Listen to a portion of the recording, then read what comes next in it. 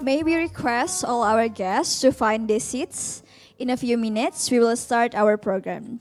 In addition, please be reminded to wear your mask at all times. Thank you.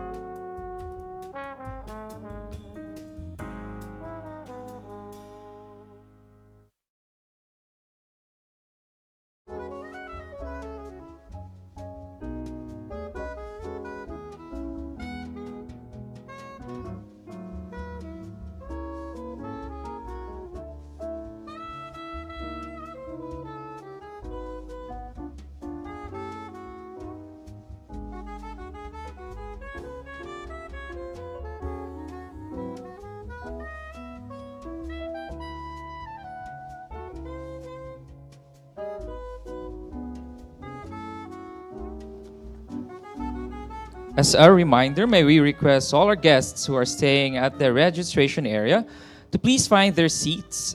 In a few minutes, we will start our program. In addition, please be reminded to wear your masks at all times.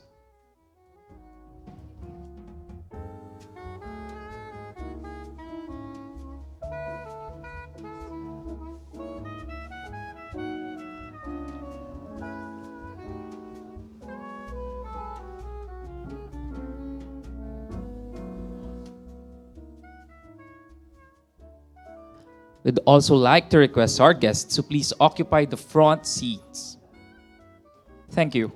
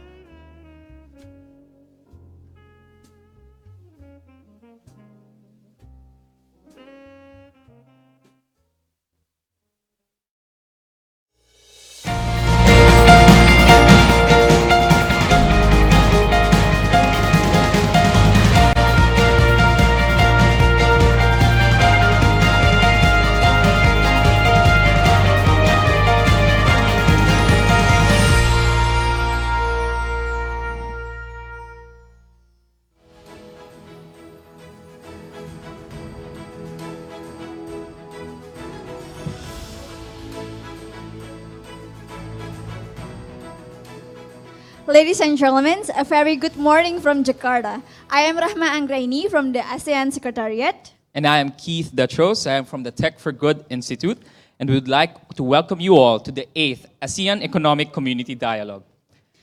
Our event today is hosted by the ASEAN Secretariat in collaboration with the ASEAN Business Advisory Council and the Tech for Good Institute.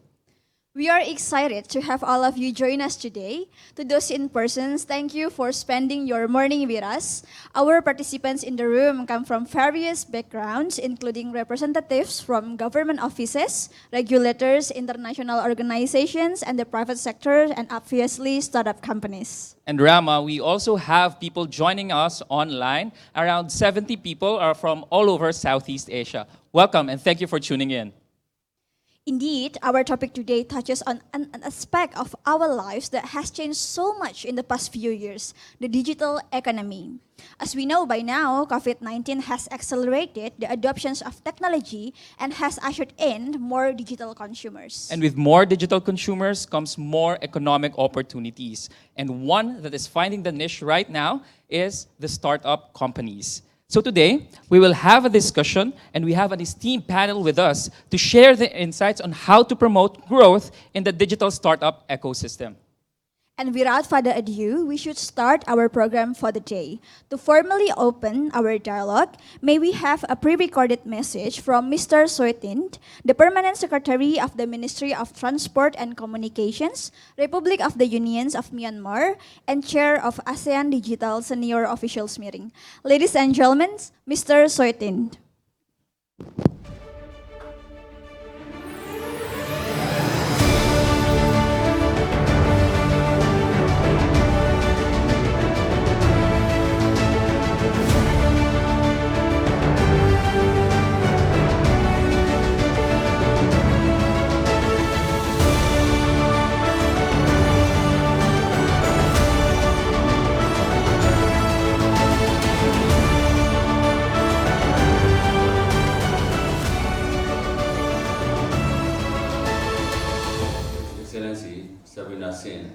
Deputy Secretary General for ASEAN Economic Community, Mr. Nick Okema, ASEAN Business Advisory Council Chair, the participants from Tech for Good Institute, colleges from ASEAN member states, startup enterprise of various funding cities, venture capitals, distinguished delegates, ladies and gentlemen.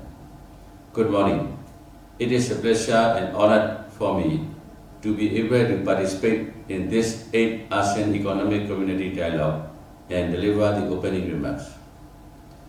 Taking this opportunity, I would like to express my sincere appreciation to the ASEAN Secretariat, ASEAN Business Advisory Council, and Tech for Good Institute for jointly organizing this dialogue as an online-offline combined event and inviting me to participate. At regional level, ASEAN embraced digital economy and digital transformation as important and integral parts of, as well as pivotal pillar to regional integration and for achieving inclusive and equitable growth. ASEAN has also come up with ASEAN Digital Master Plan 2025. COVID-19 pandemic and the lockdown have accelerated the digitalization of traditional business and social activities in ASEAN. And digital transformation has become a recognized essential tool not only to enhance economics and business activities of our nations and people, but also an essential response to COVID-19 economic, social, and health issues. Digital transformation process can entail challenges just as it provides opportunities.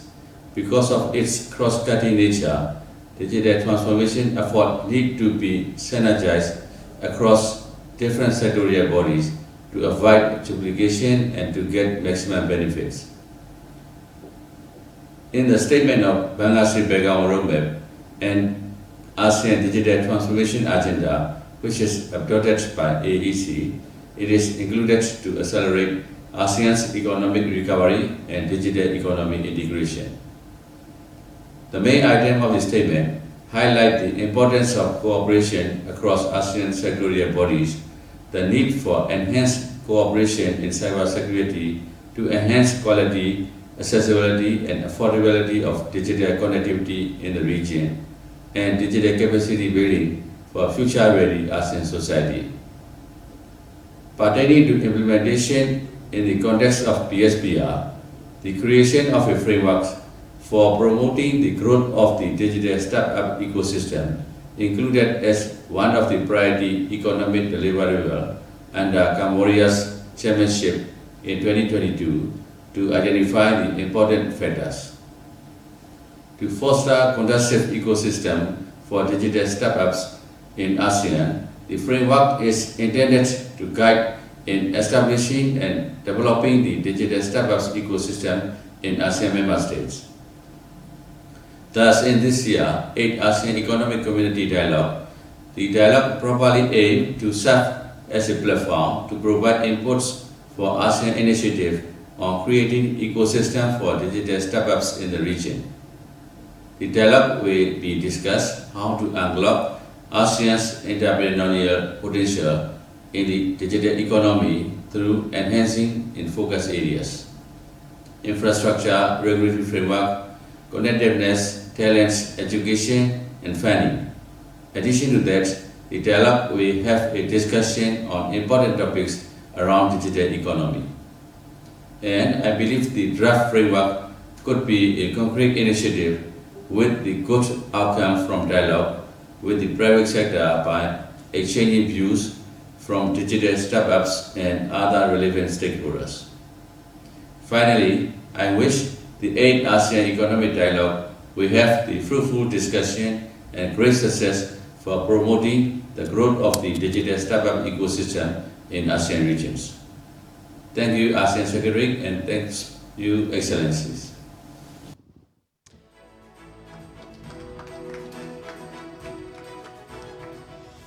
Thank you, Mr. Sothane. Next, we have a recorded message from the Deputy Secretary General of ASEAN for the ASEAN Economic Community, His Excellency Satvinder Singh.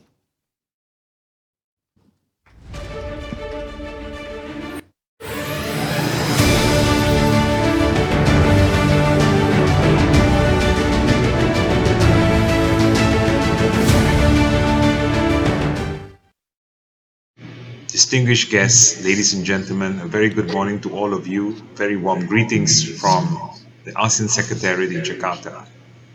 It's really refreshing to see so many of the young, vibrant audience to join us today.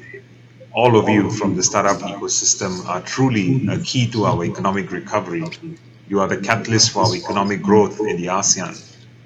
Digital startups, you attract talent. You attract funding, you catalyze local innovation, and most importantly, you create jobs. Therefore, you are an essential part of our vision to grow our startup ecosystems and ultimately to regenerate a new growth for our economies.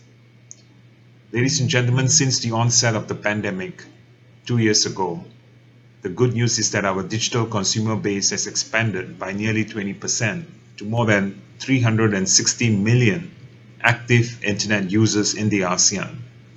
Regional growth rates are expected to grow by another 5% this year and another 5.3% next year. Again, this is much higher than the global average.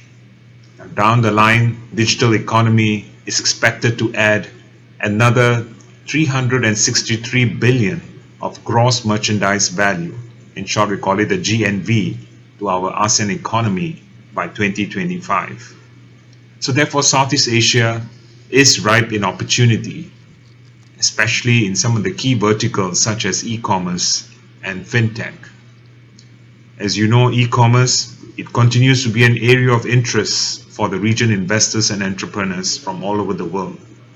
Revenue for this sector is projected to reach somewhere close to US $140 billion in 2022 and is expected to grow annually by another 15% year on year by 2025. Meanwhile, the fintech sector, another important critical value chain, it remains a necessary rising vertical in our region.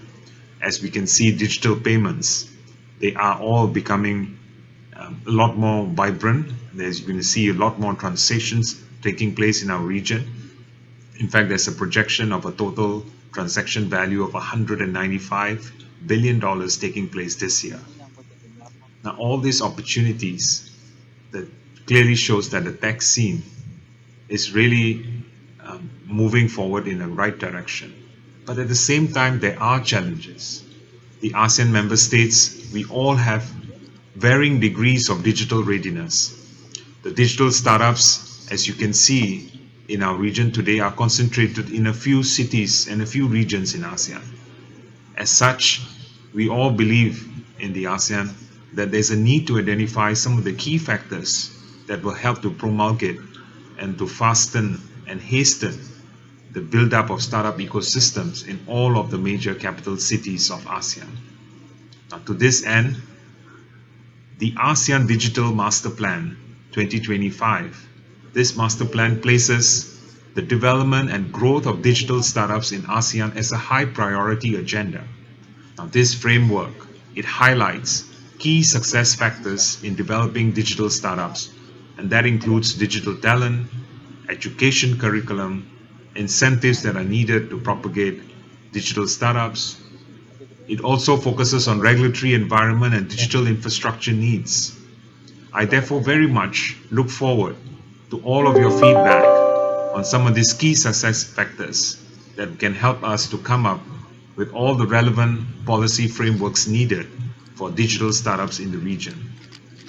Ladies and gentlemen, I would also like to take this opportunity to share some of the ASEAN, our own initiatives that have already been placed right now, which hopefully will complement the framework ecosystem as well as substantively support the digital startups in the region. First, let me start by sharing on the ASEAN Trustmark scheme for e-commerce. Now, this scheme will support the ASEAN governments to create a dynamic e-commerce environment through sharing of the best practices in legal compliance, best practices in digital data handling, practices in consumer protection and anti-counterfeiting, as well as practices that will help boost consumer confidence in ASEAN e-commerce companies. As one of the priorities under the Cambodian chairmanship this year, the ASEAN member states, we all are working together to deliver policy recommendations to move forward on this ASEAN Trustmark scheme for e-commerce. The second initiative I'd like to share is how we are mainstreaming the digital business ID and establishing a regional, comparable and recognizable, unique business identification number for businesses in ASEAN and the region. Now, through this initiative of digital identity, we hope that we can develop a trusted regional digital identity system for companies in order to help promote cross-border trade, expansion for even bankability of finance for cross-border trade for our SMEs in the near future. Third, I would also like to share about our work that we are doing in terms of preparing the legal systems in the region to be able to cope with paperless trade. We are hoping that the legal regimes in the ASEAN could develop their capacities in order to accept digital documents for transfer of tangible and non-tangible assets in court during dispute resolutions. Now, this will be the foundation towards setting up the acceptability of paperless trade documentation for the commercial business trade in ASEAN. Lastly, ASEAN has also launched the real-time retail payment system. In short, we call it RPS. This is the system that first was connected between Thailand and Singapore in April 2021. And what I was glad to see, a much higher than expected take-up volume. And therefore, subsequent to that, Malaysia and Singapore also created those linkages, which is expected to be fully launched in our fourth quarter of this year. And I know Malaysia, and I also know that Malaysia and Indonesia, as well as Singapore and Indonesia, are also working towards these bilateral linkages.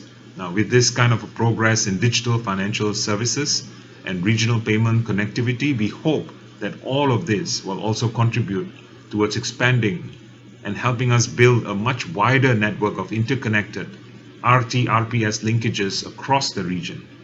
Now, this initiative definitely will contribute to our ASEAN digitalization drive. It will also contribute on our financial inclusion vision by taking advantage of the ability for us to reach all communities, rural or urban, in our region, and supporting all sorts of companies, MSMEs, and even micro entities in our region to take full advantage of this digital transformation retail payment system.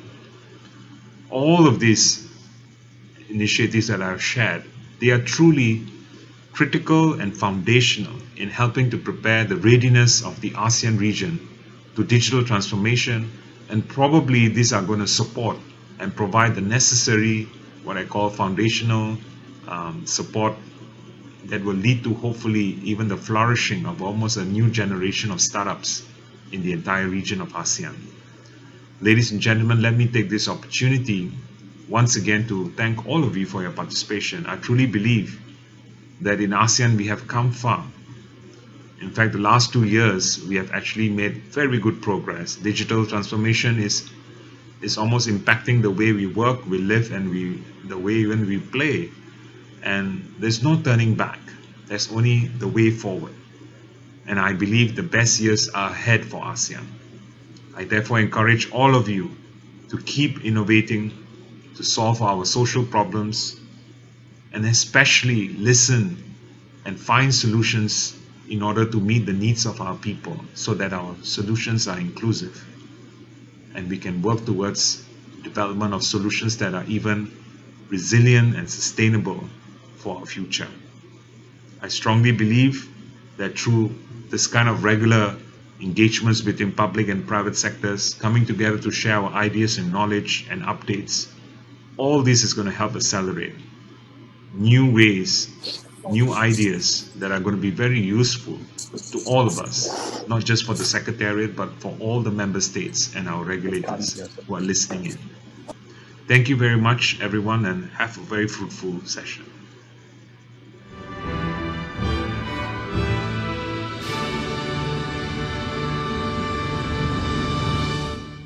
Thank you, DSG Satvinder. And last, and this one to be delivered in persons, may we invite Bapak Bernardino Vega, the Chair of ASEAN Business Advisory Council Indonesia, to provide his remark and open our dialogue today. Pak Dino. Thank you. Thank you, everyone. Let me just thank the organizers, the Tech for Good Institute, as well as the ASEAN Secretary for organizing this event. I see this is an unusual event. You know why it's an unusual? Usually in an ASEAN Buck event like this, everybody has a level of gray hair and they're all wearing coat and tie. But this is where I think it's important for ASEAN and also the Advisory Council to recognize that the startup community, the digital incursion sector, is a young sector, right? And I can tell you, as one that's been around, this is some of the heartfelt experiences I've had with young people in my company and around the region. But let me just take this opportunity to acknowledge a few ASEAN leaders, and Mr. So Thin, the Permanent Secretary at the Ministry of Transport and Communications, Republic of the Union of Myanmar, who happens to be also the chair of the Digital Senior Officials Meeting, and also my friend, a colleague, Dr. Savinder Singh, Deputy Secretary General of ASEAN, and the head of the ASEAN Economic Community Initiative.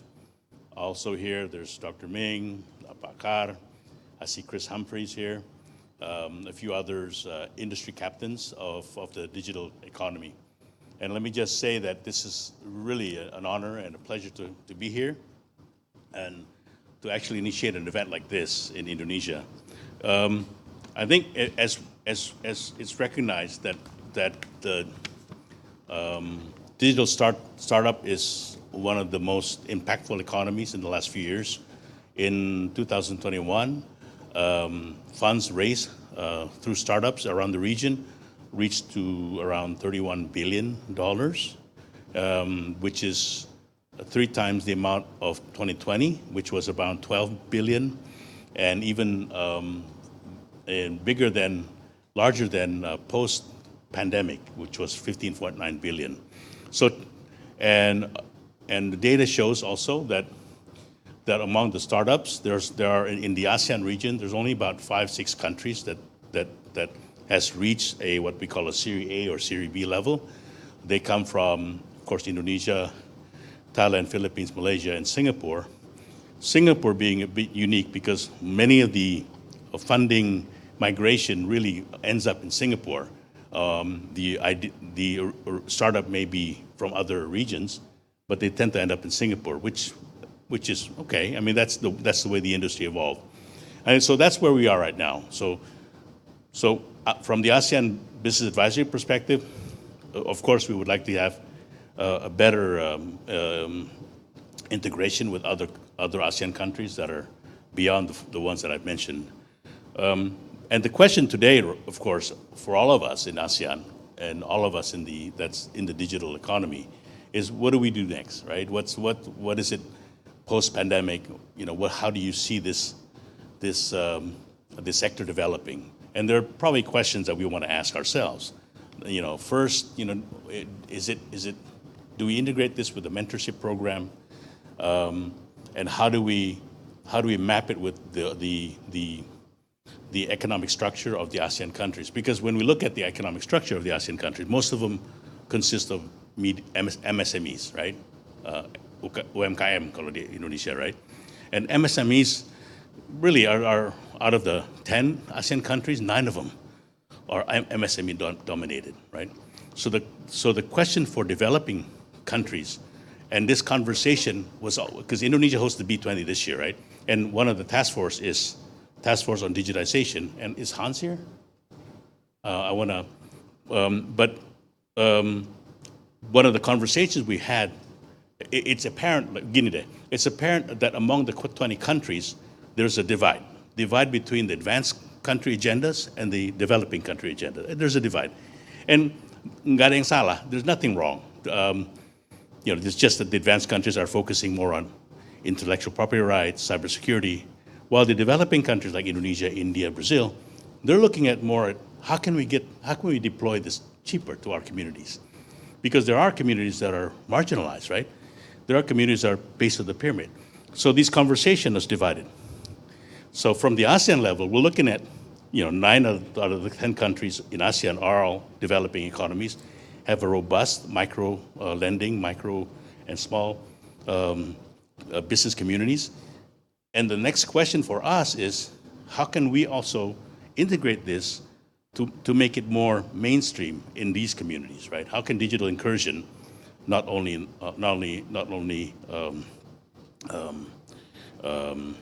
serve other markets, but also this base of the parent market? So that's the other thing we need to do. And the question is for you is how will this creativity in the digital community integrate with the realities of developing economies such as Myanmar, Cambodia, and of course other regions in Indonesia and the Philippines, and so forth. So those are the two questions. And the third, of course, is how do we educate regulators that this is not a brick and mortar type approach business. You can't have Kepres, or in Indonesia this presidential decree, because it evolves. And I think, to be fair with the authorities here in Indonesia, which I've experienced, OJK, they've been actually willing to evolve regulations, allowing, for example, certain sectors to remain in a sandbox concept, and then slowly give it more of a mainstream regulatory framework. This needs to be also shared throughout ASEAN, and maybe my message to the ASEAN governments is that, right? How do we create a regulatory framework that is conducive so that private sector and startups, are willing to take business risks, right, in order to develop this. And fourth, let me just end my remarks with this one issue. Digital startups has two places, and I see the Grab leadership is here. You could replace manual process with digitization. That's one thing, yeah. But you can also create a new type of business process with digitization, which is completely new. And this is where the challenge comes from, where we have to educate the regulators, paling penting tuh, to tell them, look, this is, and we have to also provide a context to the community and to the market we're serving, all right? And lastly, I think I'm very hopeful that this sector will grow. It represents the youth, and the future of our region lies on the shoulders of the youth. And I'm very happy to see this robust creativity being flourished, and I'm hopeful that you guys have a dialogue that we can actually carry. I'm hopeful that some of the takeaways that we have in this conversation can actually be carried forth for next year. Next year, Indonesia will host ASEAN, and digitization will be one of the major themes for us. And I think this could be actually, and Guinea, Indonesia is hosting ASEAN, but we don't want it to be like an Indonesian agenda, right? We want it to be more ASEAN central. And how does it relate to all the ASEAN countries, or maybe not, but most of the ASEAN countries. All right, and so with that, thank you very much for inviting me. And I had a speech written, but I think you guys probably you appreciate a more candid, a candid comment from me. Thank you very much. Again, thank you for all the organizers, and have a very fruitful and beneficial dialogue today. Thank you. Mas.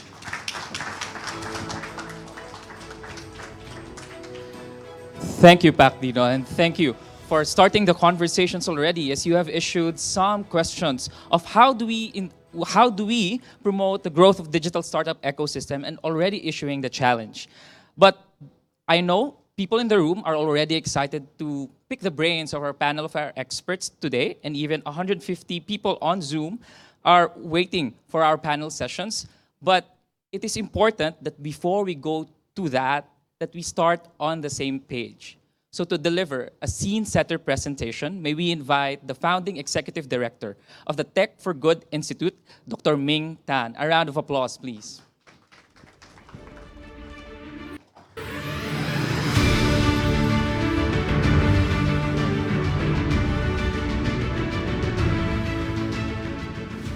Good morning, everybody, and thank you for joining us today at the 8th ASEAN Economic Community Dialogue.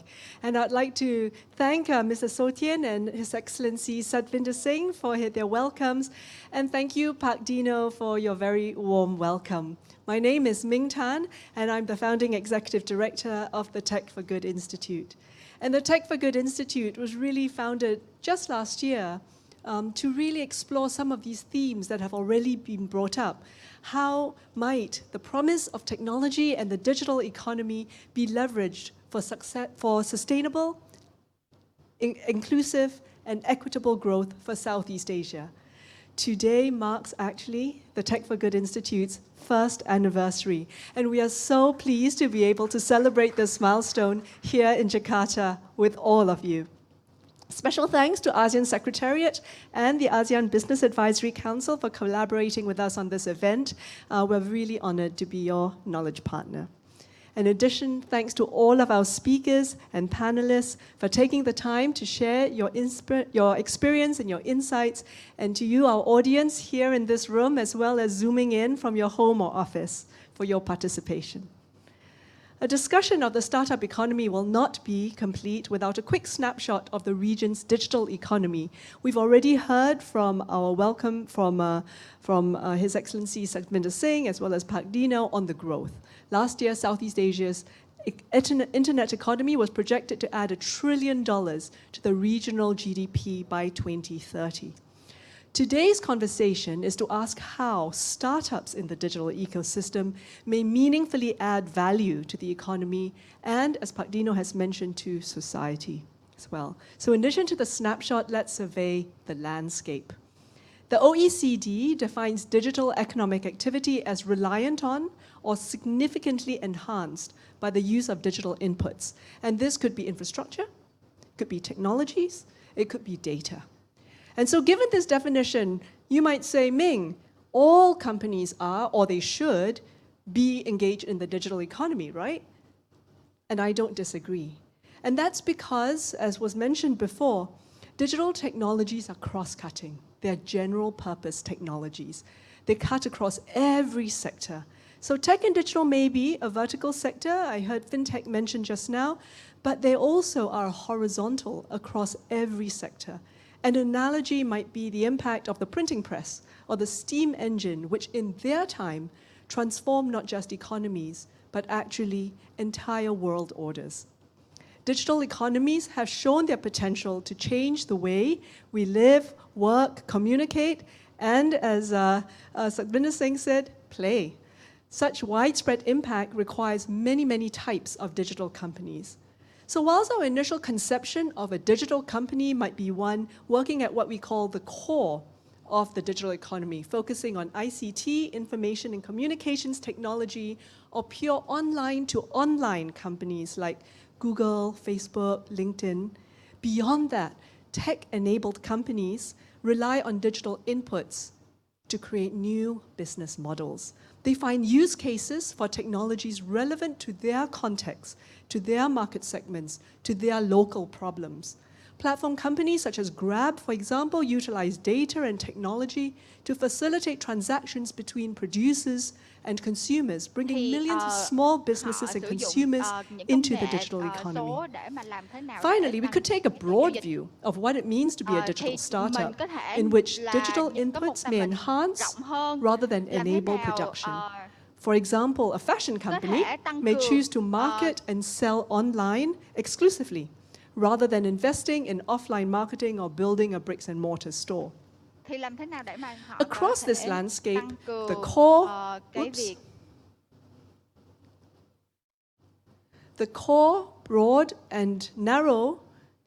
narrow and broad digital startups can grow through digital solutions with digital customers and in the digital economy. First of all, it's easier than ever to start a business. Sorry about the jumping back and forth. This is very sensitive. It's easier than ever to start a business through digital solutions. Digital solutions have lowered barriers to entry for entrepreneurs all over the world. And we have seen this in the pandemic, where we actually saw an uptick in entrepreneurship. Today, entrepreneurs can create prototypes, validate a business proposition, reach their first set of customers using software as a service, SaaS solutions, and platforms, and they can be agile and flexible. Digital solutions can also overcome long-standing barriers to growth faced by smaller businesses. Access to finance, financial inclusion is one such example. Digital financial services are using scalable digital channels and data to lower their costs, develop alternative credit risk models to bring in what were previously considered unbanked or underbanked populations, serving their customers efficiently. Innovations like microfinancing and peer-to-peer financing have also increased accessibility enabled by digital technologies. In the Tech for Good Institute's Platform Economy report, which we released last year at our launch, we found that 75% of small businesses with loans from digital providers had previously been unable to secure financing from other formal lenders such as banks. Next, the region's structural and behavioral megatrends suggest the importance of growing with an increasingly digital society. First, the demographic dividend. More than half of Southeast Asia are under 35 years old. Over the next 15 years, almost 250,000 young people will enter the workforce, and these are digital natives. They're already buying online, meeting online, dating online. If nurtured with the right skills and competencies, they can also make up the talent base for growth. Second, the rising middle class. Oops, sorry. Why is it going back and forth? The rising middle class, GDP per capita rates are rising, in particular in Indonesia and the Philippines, and this increased spending power will drive the digital economy. And finally, rapid digitalization. In the same report that I mentioned before, we found that 30% of consumers using digital services only did so in the last 2 years during the pandemic, but 90% of them think that they will continue. And 1 in 2 consumers had adopted mobile internet and digital payments. So the savvy entrepreneur knows that he or she must grow with their customers, meeting them where they spend most of their time, producing the digital goods and services that their customers want, and transacting through platforms with which their customers are already accustomed. Most ambitiously, a healthy ecosystem requires growth of startups in the digital economy. These are the digital startups at the core and narrow definitions of the digital economic activity, which I mentioned just before. Because ASEAN is not just a market of consumers. We heard just now about the number of people on the internet, in the internet economy, the number of consumers. We're more than that. We want to nurture a thriving ecosystem of producers, creators, as well as consumers. And that's where local startups have that advantage. Because being close to the customer is always a superpower. Local tech firms have identified needs and gaps in the market, and they can develop context-sensitive products and services. And some of these companies are here with us today. Last year was a record year for digital startups. Southeast Asian startup companies raised over $25 billion, double that of the previous year. And we saw startups grow and scale. Last year, 25 new unicorns emerged in ASEAN alone. And unicorns are these companies that have a valuation of over $1 billion. These role models are really important. We cannot underestimate the impact of having local startups dedicated to applying digital solutions to problems at home for markets that reflect our community. And innovation inspires further innovation. In the Tech for Good Institute's Platform Economy report, we found that the alumni of first-generation tech platforms such as Grab, Sea, and OVO have gone on to create and lead over 1,000 startups in the region and counting. These second-generation startups will focus on new problems, bring fresh ideas, generate new jobs, and invest in human capital to develop new offerings and services that will compete with the first-generation companies where they got their first entry into the digital economy. And more importantly, as the ecosystem matures, they will pave the way for subsequent generations of startups in Southeast Asia. Earlier, I shared some very impressive numbers. We all know that this year is a very different year to the exuberance of 2021. So we asked the urgent question, how might we support the digital startups to grow and scale?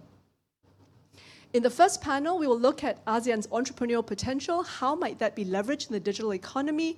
And we will hear from regulators and entrepreneurs on these critical factors. But just as urgent, but perhaps more important, is the second question that the second panel will also talk about, which is how do we ensure that this growth is inclusive, equitable, and sustainable? ASEAN digital startups have the potential to do more than survive or thrive. They can transform whole sectors at speed and scale, and this potential must meet the enormity and gravity of the challenges we face today as a society, like climate change, healthcare, agriculture, and education. So the second panel will comprise of investors, accelerators, networks, and platforms shaping the digital ecosystem. To me, they are the gardeners of this ecosystem. They're seeding, they're cultivating, they're nourishing, and encouraging new ideas. So I'm over time. So as a market, Southeast Asia holds so much promise. And as a region, we are powerful in our depth and diversity. Our dialogue today is testament to the importance of regional coordination. We have the opportunity to foster an even more sustainable digital economy. And as core, narrow, and broad digital companies serve other companies in the digitalization journey, they have the potential to drive sustainability across the whole economy that will continue to be increasingly digitalized. So I look forward to insightful conversations on how we can create an ecosystem where digital startups are not only an engine for growth, but a catalyst to ensure that this growth is sustainable, inclusive, and equitable for all. Thank you very much.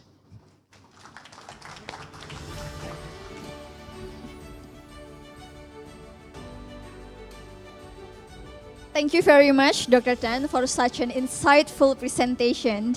It is indeed a great warm-up and leads into the first panel today. In her presentations, Dr. Tan posed a question: how do we support the startup to scale and grow? To help us unpack the issue, maybe introduce to you the moderator of panel 1, Sivaram Supramanian. Pak Ram is the head of Digital Economy Divisions at the ASEAN Secretariat.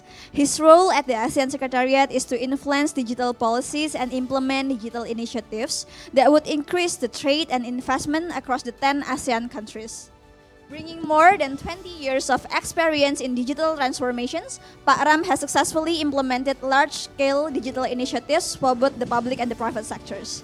Today, he will be leading our discussions on unlocking ASEAN's entrepreneurial potential. Ladies and gentlemen, Sivaram Suparamanian. Also, I will invite other panelists for the first sessions. Dita Aisyah, the co-founder and Chief of Business Development Officer of Binar Academy.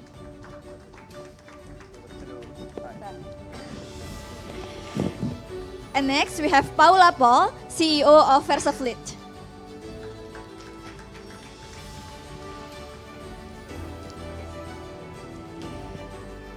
And next, we have Karania Dharma Saputra, President of OVO and Vice Chairman of AFTEC.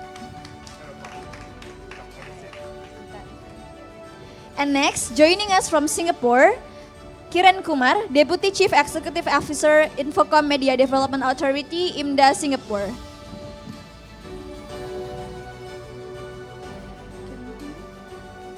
Hello Kiran. Now that we have all speakers on the stage, I will give the floor to you, Pak Ram. Hello everyone. A very good morning and welcome to the first panel session on unlocking ASEAN digital entrepreneurial potential. Now, as I've been introduced, my name is Sivaram Subramaniam. You can just call me Ram. Right? I'm the head of Digital Economy Division in ASEAN Secretariat. Now, we are very happy today to see everyone who's physically here present at this forum today, as well as the 200 over or 150 participants who's attending virtually. Welcome for this panel session. Now, in the earlier remarks done by the chair of the ADG SOM, as well as Satvinder Singh, they mentioned about a study has been done, right, on developing a framework on promoting growth of digital startups in Malaysia, in ASEAN for 2021, right? So, let me just elaborate a little bit more about this. So this particular study, it focused on 6 main success factors, which looks into financial or funding, talent, education, connectedness, legal environment, and infrastructure. So today's objective is basically to further deep dive into these areas and to see how can this, what else can we do in these areas for the region to live up to the entrepreneurial potential, right? Now, before I introduce the panelists, further introduce the panelists to all the members here, if you have any questions, I believe there's a link that's been sent yesterday, or there's a QR code where you can post your question online. Yeah? Ladies and gentlemen, today we are honored to have a distinguished panel to discuss on the important topic on concerns on development of digital startups in the region. So let me just quickly introduce them, right? So first, joining us virtually is Kiran Kumar, the Deputy Chief Executive Officer, Infocom Media Development Authority of Singapore. Now, Kiran Kumar spearheads the development of SG Singapore digital economy and drives the importance of ICT industry strategy across both industry verticals and economic horizontals. Welcome, Kiran. Right. Then we have Karania, who more known as Kar, who is the President Director of OVO, right, and also the co-founder or CEO of Bareksa. Now, Bareksa, a financial marketplace currently offering mutual funds online and retail government bonds officially licensed by the OJK, which is an Indonesian financial regulator, right?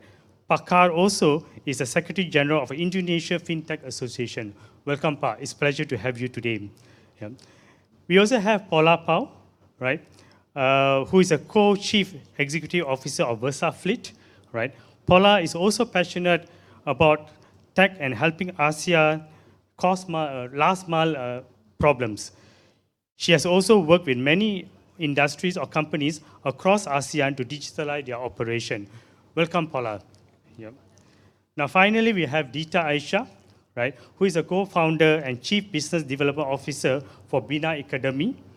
Dita co-founded Education Tech, and through an app, Binar offers boot camps, webinars, and also courses and topics with digital marketing, software development, and data analysis. A warm welcome to all the panelists here. It's our absolute pleasure to have you today on board to discuss on this panel session. Yeah. So let's start with the first question. So my first question is going to be quite generic, right?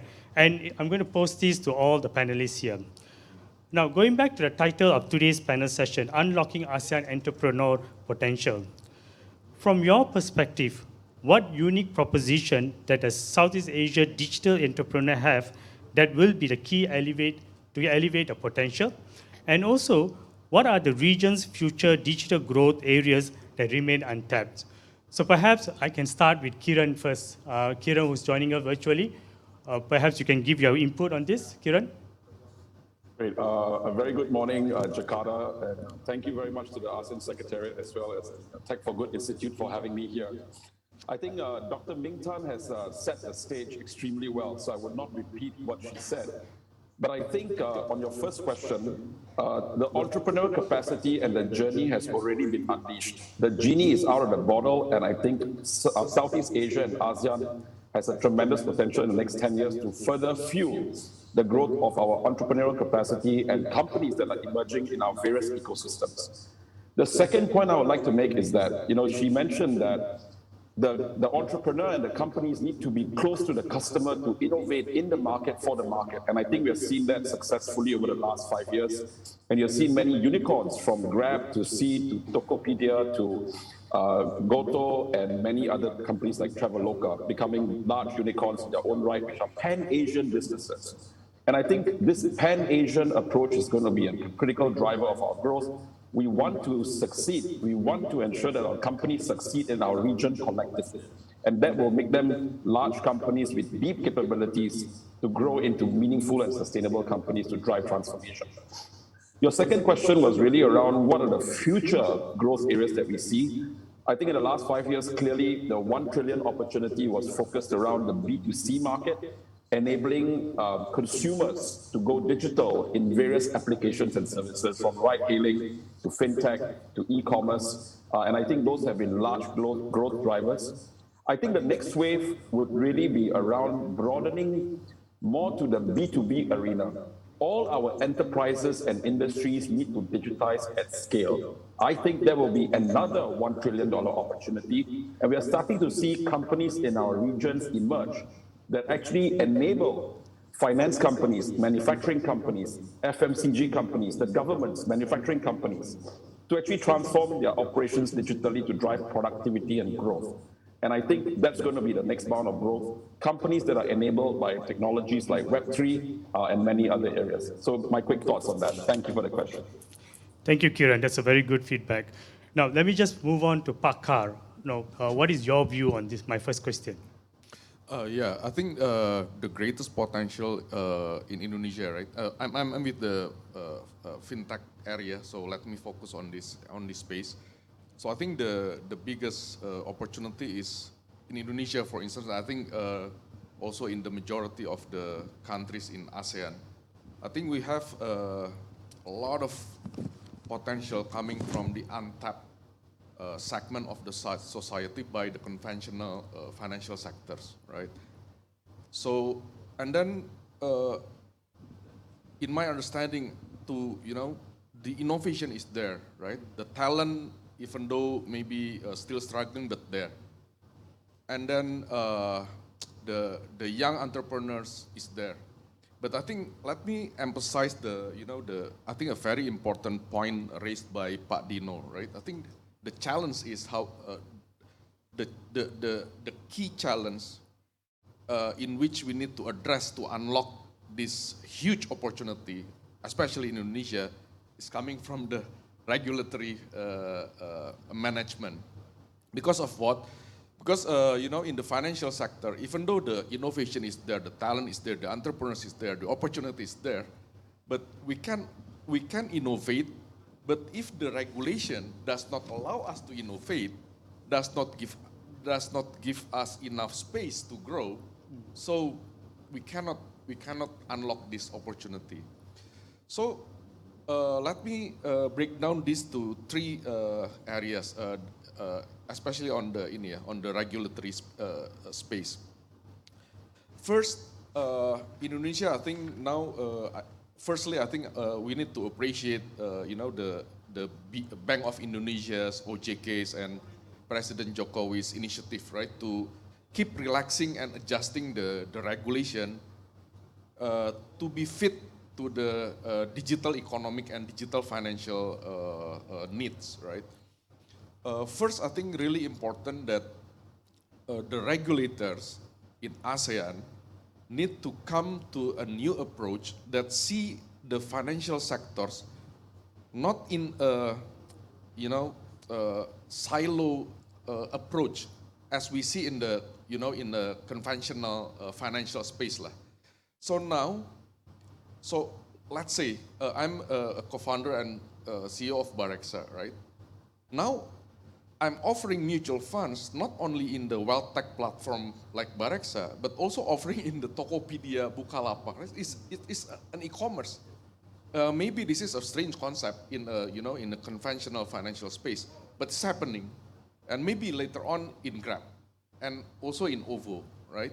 So this new approach needs to be see the fintech regulation need to be integrated, and then the border of each financial sector, I think now is very blurry.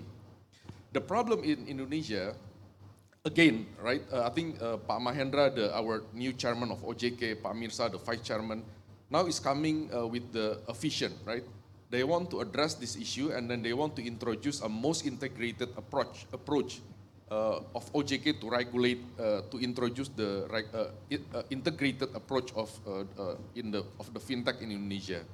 So the problem is previously, so for instance, right, in the conventional area, when we offer stocks, for instance, there is no way that a company offering stocks also sell gold. They regulate through separate agencies. But now, if we check, Alipay or Ant Financial, they offer all the financial products in the same application. Even the concept of super app in Indonesia, in Indonesian regulator, is still a novice concept. So I think again, this is really important, right? We need to introduce an integrated approach to regulate the fintech, to unlock again the opportunity that I mentioned earlier. Secondly, now in Indonesia, the regulators start talking about the importance and already acknowledge the importance that we need to shift from the rule-based to principle-based approach, right? Because if we do not shift to the principle-based approach, and then the fast-growing, innovation of the Indonesia fintech startup, the regulator is always lagging behind, right? So we need a more agility in Indonesian regulatory framework to keep up with this really fast innovation in Indonesia fintech.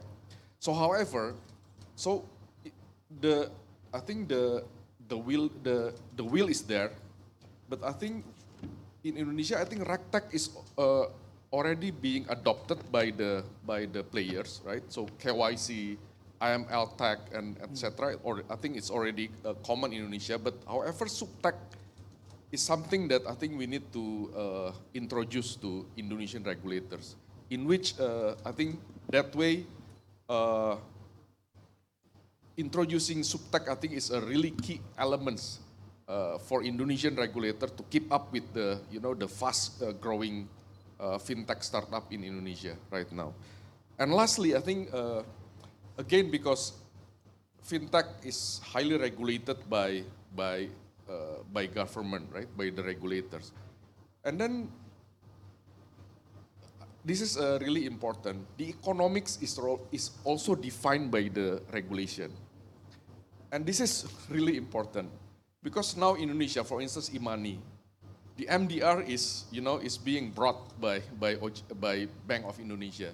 Usually before the regulation introduced by Bank of Indonesia, the MDR of e-money is around 1.2, 1.5, right, %.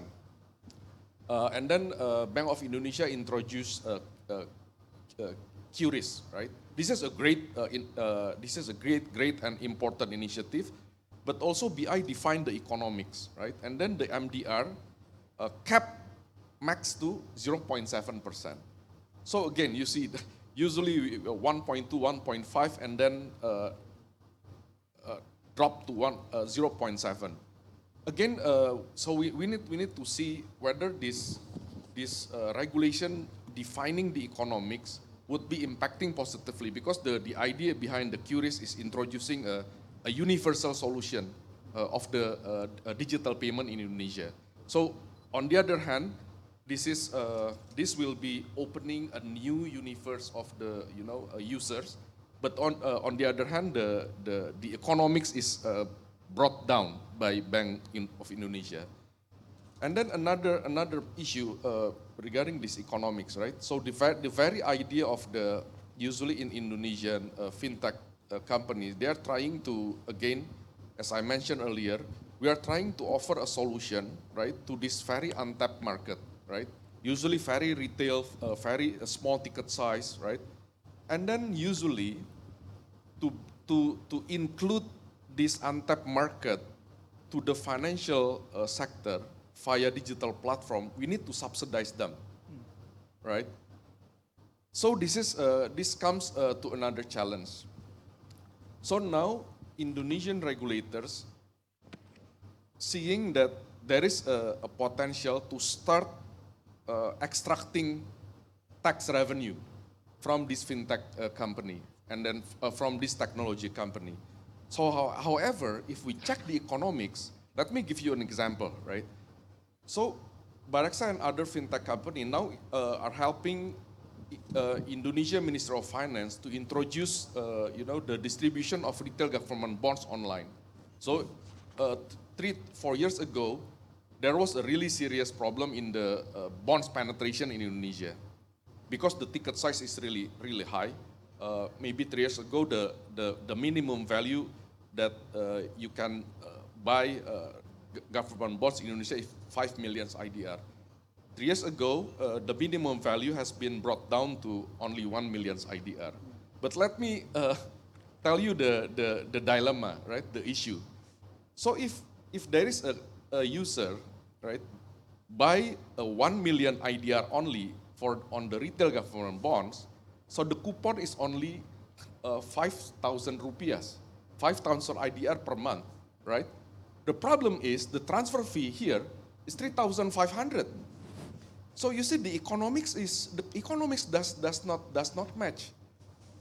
The fact so the tech company is absorbing the cost, and basically we are helping government to deepen the market.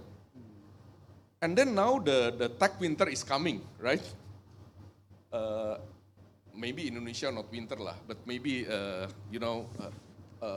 fall, almost winter, and hopefully jumping into the summer. But now in this condition, right? So there is so many proof that fintech company can help government for the financial inclusion, right? To deepen the market, right? To bring this untapped market to the financial sector. But the reality, we need to subsidize them, even though the economics doesn't match.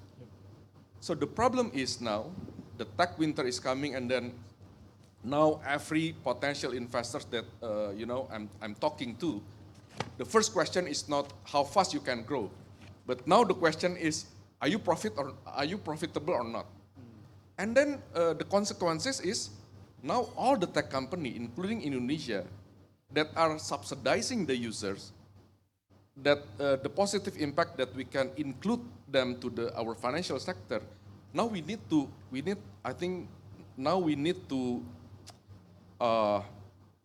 forego all the subsidy that now we are giving to the customer, in which the problem for the government. And then what is the source of this financial inclusion? Once most of the financial technology company now need to focus on the bottom line. So I think that's my last point that I think maybe we need to discuss deeper with the regulators in ASEAN. Thank you. Thank you, Pa. I think that's very useful. I think Pak Kar has touched upon many areas, which is funding, legal environment, which was supposed to be my question after this, but it's fine.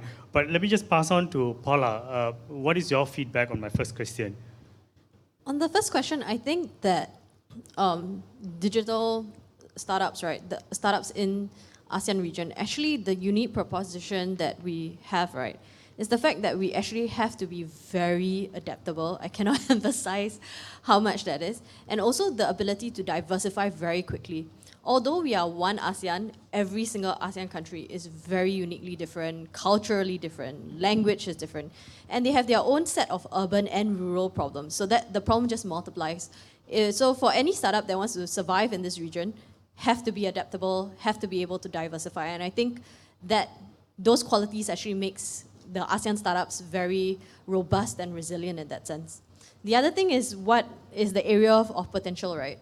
Being in the B2B space over the past 2 years, don't like to talk about COVID, but has to be touched a little bit, is the fact that companies, MNCs, SMEs or ASMEs, depending on which country you are in, there are different classifications and how you describe them, but small, medium businesses and MNCs both have all realized that you have to digitalize and you have to digitalize quickly.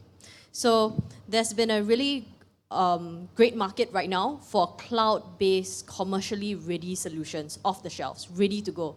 You need to be able to adapt quickly, pick it up quickly. You need lesser chances of implementation failure. There's no time for long periods of customizations. You will just lose the market, and COVID was really a very big awakening for a lot of these companies. So suddenly there's a huge market there that I think it's untapped because not all countries has as many such solutions. And this is something that I foresee growing in the next few years to come as well. If they want to remain competitive, all the companies are going on board and they're going on board very quickly. Yeah. Thanks, Paula. Now, Dita, very quickly on your view on my first question. Yes, thank you. First of all, thank you, Pakar, for establishing Berexa and make it very accessible so I don't lose all of my money on the e-commerce site for shopping. But I think the unique propositions for ASEAN startups to flourish is the fact that as an emerging market, we have a lot of societal problems that are not solved yet, and those problems are usually very complex, and that's a great source for inspiration for the aspiring entrepreneurs, as well as a great problems to solve from technological standpoint. So for example, in Indonesia, right, our unemployment rate is about 6%, 270 million people, so that counts to a lot. And 11%, the biggest contributor of that unemployment rate is vocational school graduate, for example. So we have that problem on one side, and yet we have another layer to that where we have about 9 million digital talents needed up to 2030 to support digital ecosystem. And now we're only producing about 1.1 million. So the gap is huge. So you have the unemployment problem, but then you have talent digital gap problem, right? So it's such a complex problem for you to solve. And then on top of that, there's another layer to that, which is a historical unwillingness to pay for education products compared to commercial products, and lack of ability to pay as well. Right? So then how do we fulfill that talent gap? How do we create employment and yet offering it at such an affordable price that is accessible for everyone?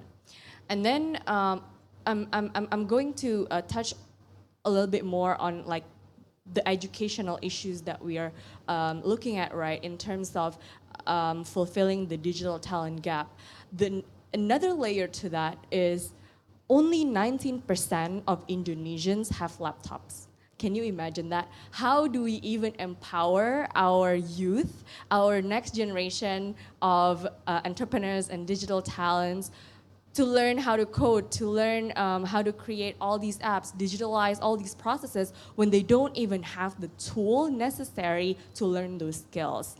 And the last thing, something that I believe is not unique to Indonesia, but also persists in the bigger region of ASEAN is internet connectivity as well, right?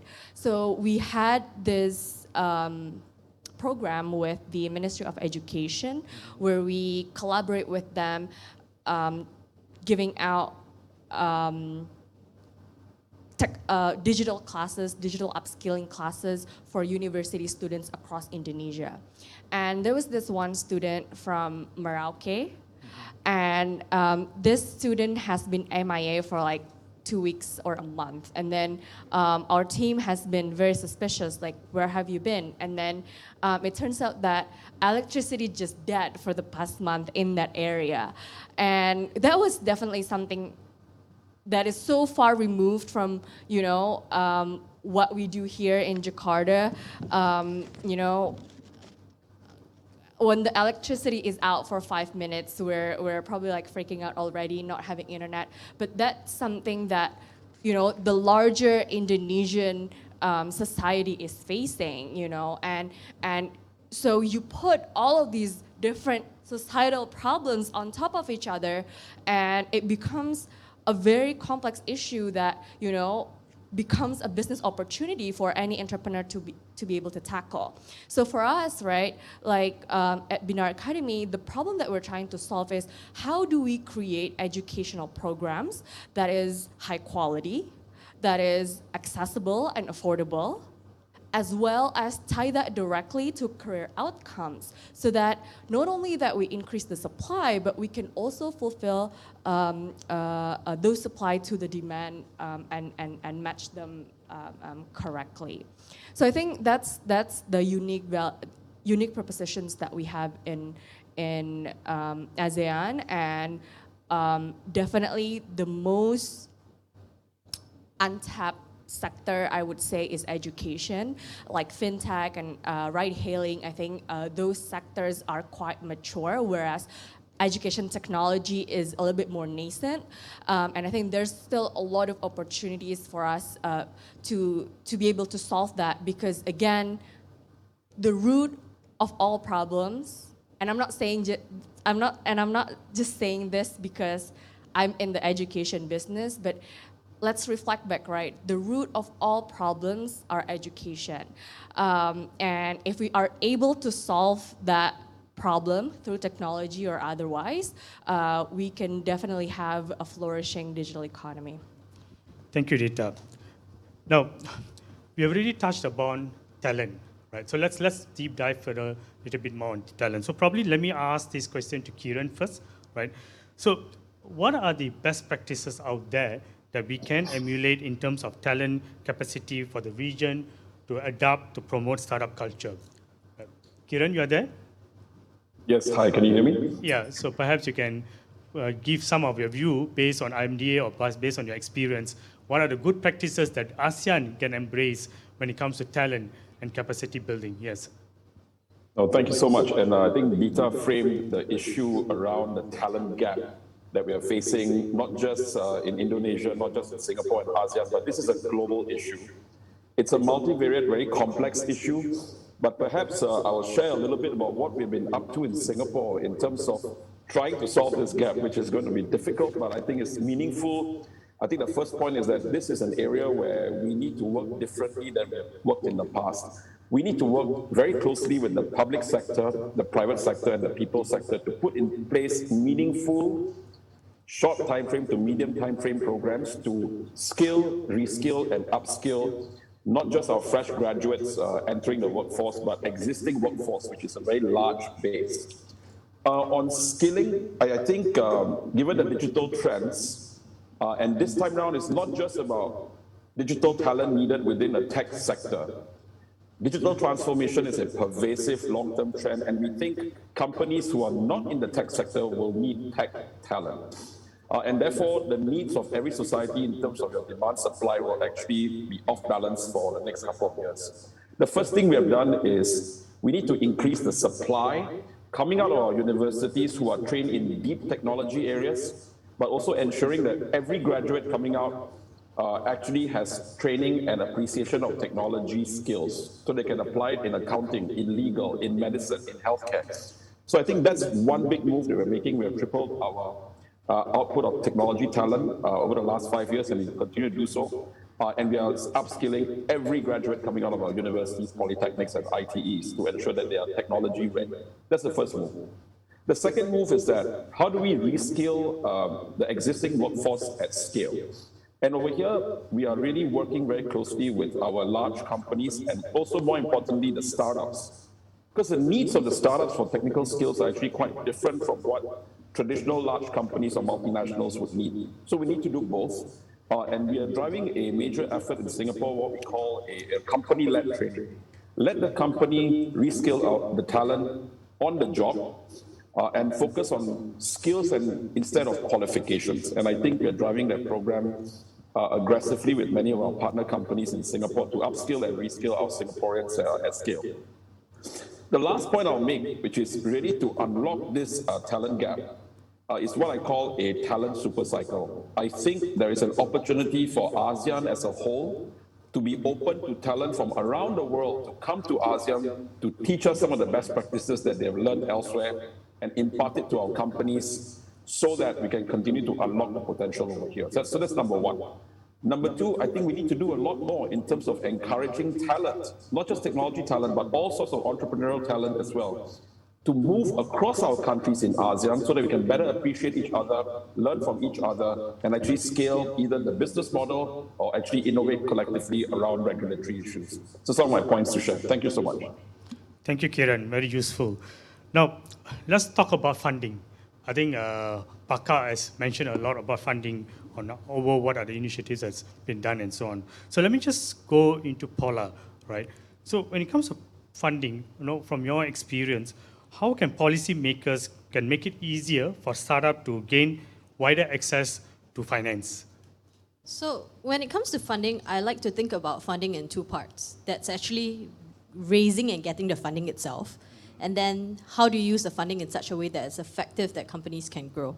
So for the first point, I think one of the great examples is actually Singapore's Seeds Capital, previously known as Spring Seeds by ESG, where they do a matching program for startups, co-investment matching program where if investors put in the money, then they will put a one-to-one equivalent. And that just really helps because there are only so many investors in the market that's only willing to put in so much.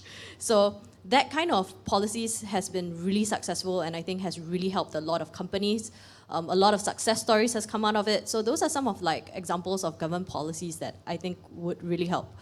On the other hand, about how can funding be used easily. So if you think about how investors invest in startups, most of the time they will invest in the global HQ. And I think it was mentioned earlier, quite a number of the global HQs, at least in ASEAN region, tends to be in Singapore. So they'll invest in the parent company itself. Even if it's not Singapore and it's headquartered elsewhere and you want to expand to other companies, you're not going to put up another legal entity that's not related. It's going to be a subsidiary, right? It's going to be a subsidiary under the parent. And this is where it starts to get a little bit complicated for quite a lot of startups because the paid up capital for foreign companies in a lot of countries, right, in this region is actually very steep and high. So you have your funding, you raise 2 million, 250 or even 500,000 of that straight away goes into paid up capital for various countries. So the amount of funding that you can use becomes very tight. And it's not a fact that then it becomes how effective does it be if you're just raising money and a huge chunk of it goes into paid up capital, which you could easily fund into employing more local employees. You can also fund in marketing to the local people. You can invest in the technology to make it more useful for the local market. So there's actually a lot of funding, I think, that is tied up. I mean, it's not that companies have to pay it upfront, but that whole process inadvertently makes market entry into various various ASEAN countries lengthy. It also makes it difficult. But at some point, they can pay up maybe 2 to 3 years later after examining the market because not all markets may match as well. But those, I think, are the two aspects. And the second one, I think, is often forgotten when it comes to funding for startups. Yeah. Thank you, Paula. Now, Paka, if I may ask, so you spoke about some of the issues on funding and so on. Do you have any specific examples where something in another region that has been done with regards to financial and so on, which ASEAN could probably emulate those initiatives or projects and so on? Yeah, I think I don't have any specific case, right? But maybe this is just an idea. So I do believe, as Dr. Ming Tan just explained earlier, right? There are quite many proof that, of course, part of the tech company is a business, right? So we are chasing profit, we are chasing revenue. But on the other part, I do believe, because the data showing this, we are also helping government. We are also doing public initiatives, right? That used to be only conducted by government. So I think, would it be possible, right, to discuss this and maybe to introduce this in ASEAN? So for instance, in the US, so if you donate for the charity, right, and then you get tax incentive, right? So would it be possible, so for any tech company that can prove that, they are helping government to help MSME, for instance, right? To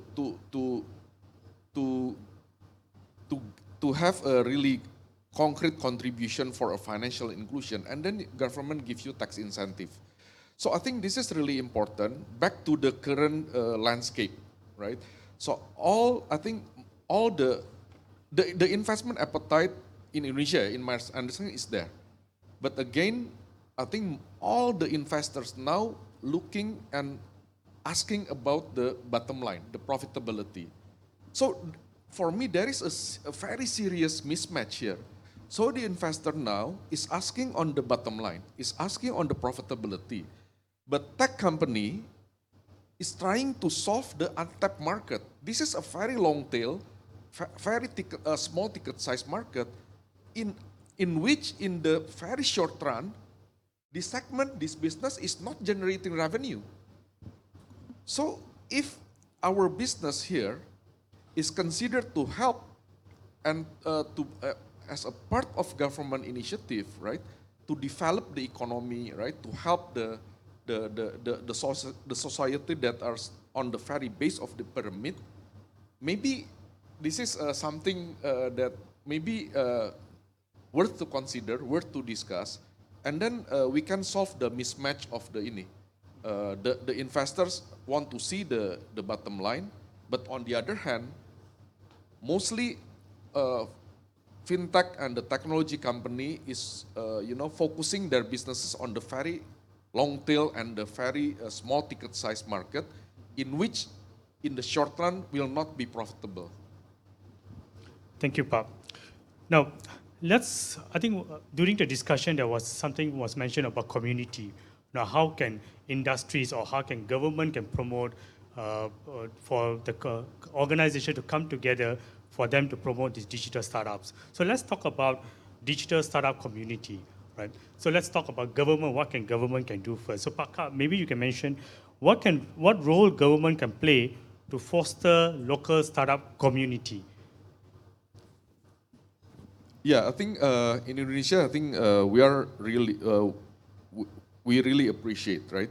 I think now again, as I mentioned earlier, that Bank of Indonesia, OJK, right? OJK is Indonesian Financial Authority.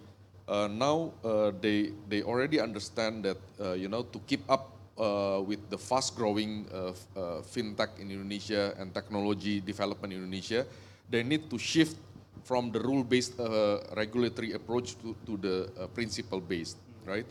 And then one of the key pillar to adopt the principle-based approach, you need to empower in your term as the society, the community of the players, of the tech players. So in Indonesia, I think we are really grateful on this, right? So now Bank of Indonesia, OJK, and other agencies now start empowering the association as what we call it here as the SRO, self-regulatory organization.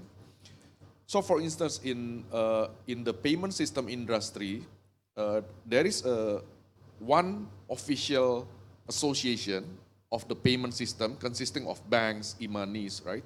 Appointed by Bank of Indonesia to be Bank of Indonesia SRO. So I think this is really good. So because, again, as Pak Dino explained, right, there is a serious gap between the regulators and the industry, right? And then by making the association to be a partner of the regulators, I think we can sort of closing this gap. So the regulators, I think, can understand better what is happening on the ground, and then that way, I think they can define a regulation better and faster, gitu, and I think fit to what is happening on the ground. Thank you, Pak. Now, Paula, coming back to you. So, how do you think private sector can play a role, especially these large businesses? How can they come together to build this digital community?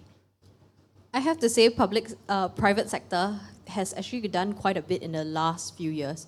You hear things like SAP.io Foundry, which is a foundry by SAP. You also hear about Unilever Foundry, and that's just to name a few.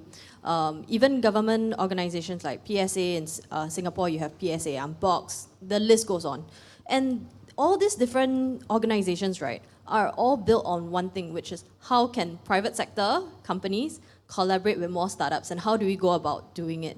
And they're all facilitators, helping startups learn for lack of a better word, the lingo and the processes of how to work with the larger companies.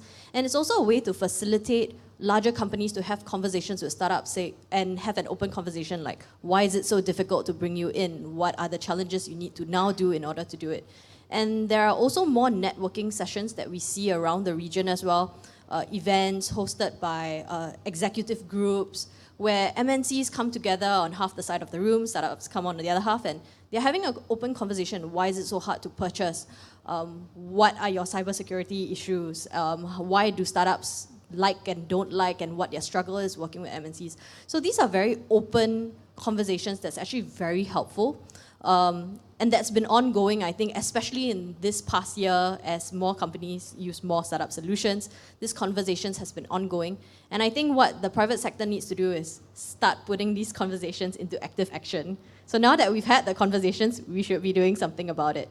And of course, never stop having these conversations. It really becomes dead end when people stop. So having these forums organized where we can have open discussions and then act on it is really a game changer, I think, for the private sector, and we will hopefully see good things to come out of it in the next year to come. Thanks, Paula. Now we only have probably 10 minutes, so let me just move on to the questions from the audience. Right. So the first question is posted to Dita and Paula. The global recess is ahead. How can startups prepare for the storm ahead, and how will this impact the tech industry in ASEAN? So perhaps, Dita, you could answer this first.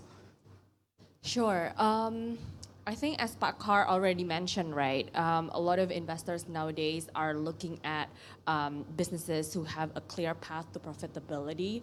So instead of chasing just growth at all costs, I think entrepreneurs can really start to think about, from the get-go, not just about how do we prop up our valuations in the next rounds of fundings, and because I think that has been, fueling kind of, let me find the word, false comfort, maybe, something like you're having a false comfort, thinking that, oh, our business is actually viable, our business is actually needed by the market, whereas in reality is that the market needs it because they've been enjoying, you know, a lot of subsidies that are, you know, technically paid by the investors, and you know, I think we have to start thinking about that. And second, I think to really be cautious in terms of the kind of innovation and strategic moves that we wanted to pursue going forward, because I think. In my experience at least, because we are operating at growth at all costs and we wanted to be market leader as fast as possible, and in the name of agility, we just wanted to do things really quickly without really spending some time to think about, okay, is this really going to work? We always just think, okay, let's move fast and break things and then fix it later. But at this time, we really can't afford to do that. We have to be super, super cautious in terms of the financial management that we have. And then the third thing is, I would say, is I am confident that as long as we build a business with strong fundamentals, makes sense, unit economics, steady growth. You don't need to like double up every month or something. Something that is quite steady but consistent. I think the funding is out there. If you look at the news for the past couple of months, at least, big regional VCs from Southeast Asia just closed out, you know, $500 million fund. And if you look at in the US, they're still sitting in with $920 billion dry powder right now. So that needs to be allocated some way, somehow. So it's still there, you know, but it's just a matter of how do we convince to them that, you know, our business have that path to profitability. Thanks. Paula? Wow, difficult question. So the global recess is coming ahead. How do we prepare? All our users, consumers, customers will inadvertently definitely be affected. And I think what startups can do is start to anticipate the sufferings, so to speak, that our users will face and how we can best help them. And I think one of the big things that's going to happen is that technology will become more accessible, it will be more democratized. People are going to look into ways of how to cut costs to survive the global recess. A lot of companies are already starting to look like, how do I streamline more? What can I do to bring down my costs? Because everyone's anticipating this. And I think for tech startup, that will definitely have an impact on us, because it means we will have to make our tech more available to a wider range of audience, because everyone needs to survive through this. You can't just target a very specific market, and you definitely can't price at a certain range. So you will see more options appear in the market, I think. And yeah, I think this will make B2B, I hope B2B, will have as many options as B2C as well. Yeah, it's going to be tough times ahead, and anticipating the needs of our customers and what they will go through, I think, is the best way to weather the storm, so to speak. Thanks, Paula. Now, the next question is for Kiran. What are key regulatory or legal risks that can be anticipated for digital startups in ASEAN? Thank you so much for the question. If you look at it from a startup's perspective and a company's perspective, what we are hearing are some of the gaps, and I think Pak Kar alluded to that. The gap between the speed of the innovation and the transformation and the regulatory response is obviously there's a gap. The second is there are gaps in between the boundaries. But I think there are four key issues that we perhaps need to focus on collectively as ASEAN, and I think there's good work already done in many of these fronts, but bringing companies in early to discuss this with us as regulators, as a collective, is going to be important in the journey. One is really around data privacy and protection. I think every country has a different set of rules around that, but for companies that are going pan-Asia or global, they tend to struggle with, making sure that they harmonize and appreciate many of the local regulations, and sometimes they need to change their business model, their tech, their platforms.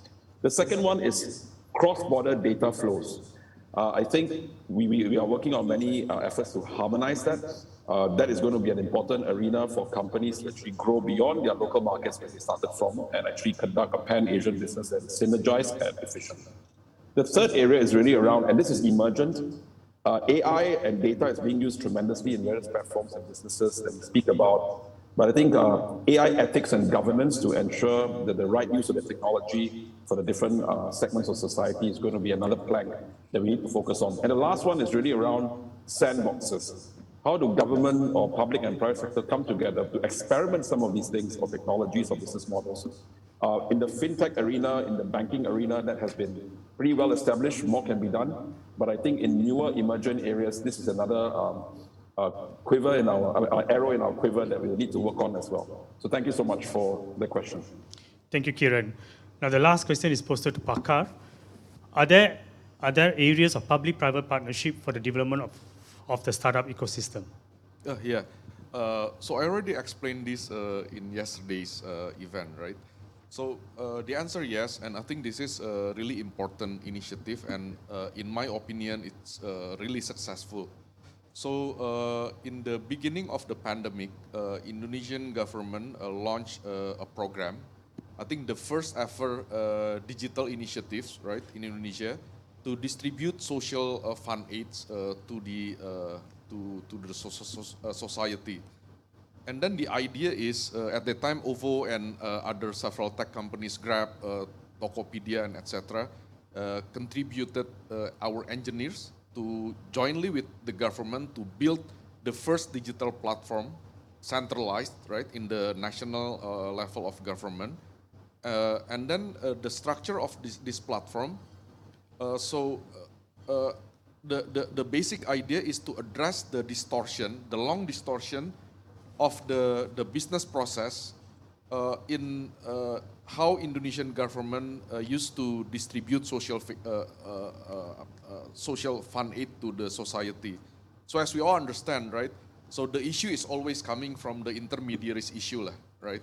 So and then with this platform, now in the first time in Indonesian history, so every eligible Indonesians now can directly register themselves without any intermediary to this platform, and then to be validated, and then to be filtered. So once they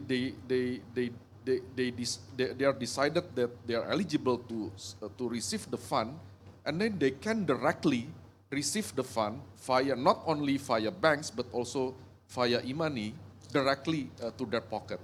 So I think this program is really successful. So first, in terms of the now the number of participants involved in this program, I think it's around 15 millions. So the dollar involved is I think 5 billion Sing dollar in 3 years. And then more importantly, I think this program is successfully addressing, a long issue,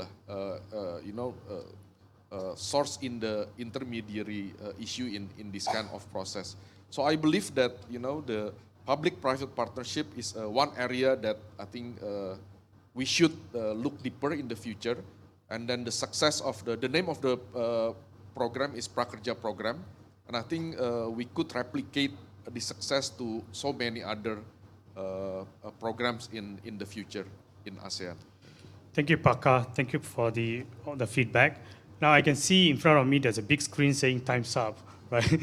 So basically asking us, saying that, okay, it's already time's up already. So I would like to thank the panelists. Thank you very much for the valuable feedback, very good insights that you have given us. We will consolidate this within ASEAN, and we'll see how we move forward, right? Thank you again for your insight and for your feedback. Now let me pass on to the MC now. Thank you for so having much. us. Thank you so much, Pakram, and thank you to our panelists in panel 1. May we ask you please to pose for a quick photo session, and we say goodbye also to Kiran. Thank you, Kiran, for joining us online.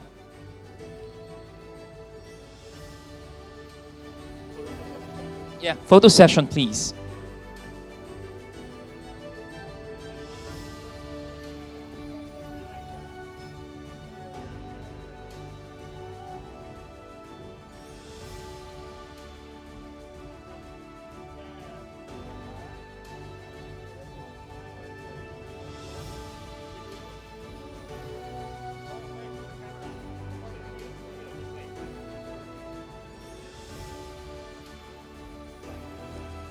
Let's give our panelists a round of applause, please.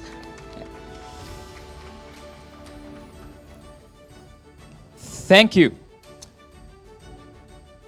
And as we transition from panel 1 to panel 2 and we shift a bit our setup here, I would like to take this opportunity to share more a little bit about the Tech for Good Institute in our anniversary week. Today actually is just one part of the partnerships that we have in line as part of our celebration of our first year anniversary. This is day 2. Yesterday, we had an insightful discussion with the fintech stakeholders to discuss how digital financial services can be a vehicle for financial inclusion in Indonesia. We will be releasing the highlights of that research seminar in our website soon, and you can also catch a replay of such.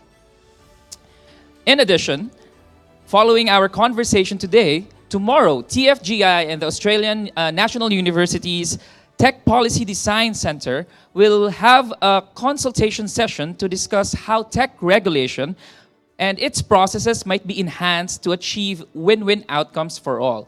Our panel 1 today just discussed a regulatory environment and how can we do that better. Tomorrow, we will have a consultation online and we will share details of that as well, and you can see it on our website. And finally, the Tech for Good Institute is inviting all youths aged 18 to 35 in an essay competition on shaping the digital economy. Please do let us know if you want to participate and you want your voices to be heard.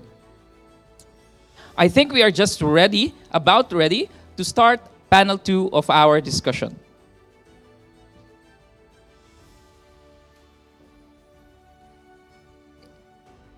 As a quick recap, our first panel of experts discussed how the digital startup ecosystem can grow in scale. In our second panel, we will pivot a little bit.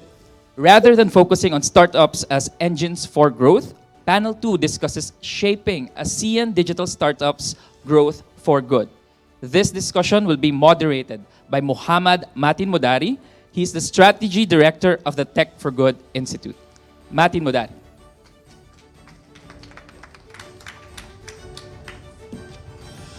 Matin will also be joined on stage by our esteemed panel of speakers, Ms. Dawn Chan. She's the CEO of Center for Impact Investing and Practices and Managing Director of Investments at Temasek Capital Trust. Lim Yu Heng, Group Managing Director of Public Affairs at Grab. 2 other speakers will be joining us online. We have Carlo Calimon, President of Startup Village, and Ahmad Kashfi Alwi, the Senior Vice President at Cradle Fund. Martin, the floor is yours. Hello, testing. Hi, good morning, everyone. It is great to have all of you here continue to join us today, and welcome to the event's second panel discussion entitled Shaping ASEAN's Digital Startups Growth for Good. My name is Martin, Strategy Director at the Tech for Good Institute, a non-profit organization with a mission to leverage the promise of technology to advance inclusive, equitable, and sustainable growth in Southeast Asia. We are very happy to be here as a knowledge partner to ASEAN for the 8th ASEAN Community Dialogue 2022. Now, as part of the organizing committee for this dialogue, we felt quite strongly that there is an opportunity to involve startups in the journey to support the broader development goals for the region. We believe that the technological as well as business innovation born out of ASEAN's digital startup ecosystem can and should be in the service to the communities that use them. And the need to do so is particularly urgent as the region seeks to drive economic growth whilst balancing other pressing issues of our time. And I think just now we heard from Dita, who gave a good example of how her company is doing this on the education tech space. Paula, from VersaFleet perspective on how they're helping companies digitalize and transform their businesses, as well as some of the fintech examples from Pakka. So I think today, that's exactly some of the stuff that we'll be discussing today on how do we balance that in terms of advancing growth while using innovation to drive it for good for the region. So before I begin the panel proper, please let me remind everyone who would like to post questions. There are links that have been posted on the chat, as well as on the QR code that was scanned earlier. So today, For today's panel, I'm quite honored to moderate a distinguished panel of speakers in person as well as online across Southeast Asia who will be able to give insight into how we might address this challenge. It brings me great pleasure to introduce them. First, we have Ms. Dawn Chan, CEO of Center for Impact Investing and Practices, CIIP, and Managing Director of Investments at the Temasek Trust Capital. CIIP is a newly launched nonprofit center by Temasek Trust to establish impact investing as an effective lever for sustainability. Thank you for being here, Don. Next, we have Mr. Ahmad Kashif Alfi, or Ash, the Senior Vice President at Cradle Fund, who is joining us virtually from Malaysia.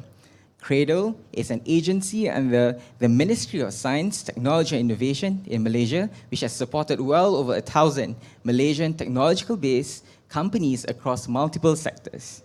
Thank you for joining us, Ash. Next, we have Mr. Lim Yu Heng, Group MD in Public Affairs, Grab, one of Southeast Asia's tech firms that's championing this whole idea of a triple bottom line strategy for its growth. So prior to Grab, Yu Heng was in management consulting, and he was a former managing director and partner at BCG.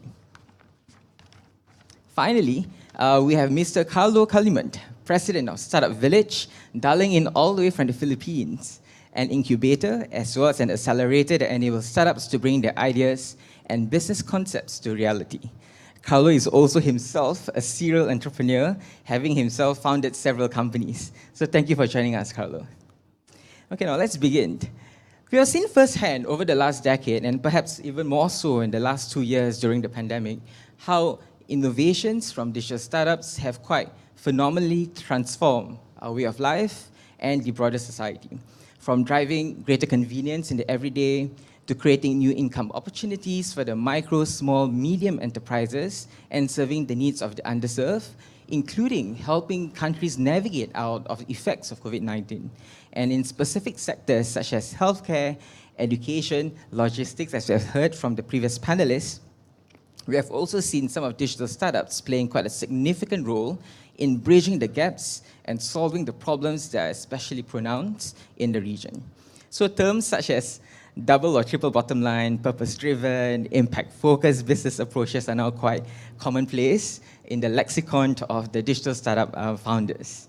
So to all the panelists, very quickly, from your perspectives, as an impact investor, looking at impact investing, an incubator, a public tech company, what do you think are some of the reasons driving this trend in Southeast Asia? Perhaps we'll start with Dawn, we'll move on to Ash, Yu Heng, and then to Carlo. So Dawn. Well, I think you said it very well. The last few years have been challenging. I mean, climate change issues are clear to everyone. COVID has actually exacerbated income inequalities. So that has led to a number of factors. In my opinion, 3 broad factors driving this interest. First of all, regulators are being more strict in terms of what they require in terms of compliance and reporting for ESG performance. Secondly, you have a large funding gap. I think the estimate is right now 3.7 trillion USD to meet the UN SDG goals. So that also means there's a huge opportunity. And lastly, you have consumers. And actually in Southeast Asia, over 3/4 of the consumers essentially are interested in sustainability and impact, and they want to do their bit for the environment and for the social and communities that they interact with. So that's also, you know, how should I put it, behaviors and demands that actually drive companies. Yeah. Great. Next, over to you, Ash. What do you think? Hello, ASEAN. So as we can see from the current trends, I mean, of course, there's infrastructural development in the increase of internet penetration, the proliferation of affordable smart devices, the rise of e-commerce and also mobile commerce as well, which ultimately give rise to innovative solutions from startups. But also, more importantly, because ASEAN is a unique cluster of markets with its own unique set of problems, we could see that more startups are moving towards driving impact in solving real-world problems, which benefits the society at large.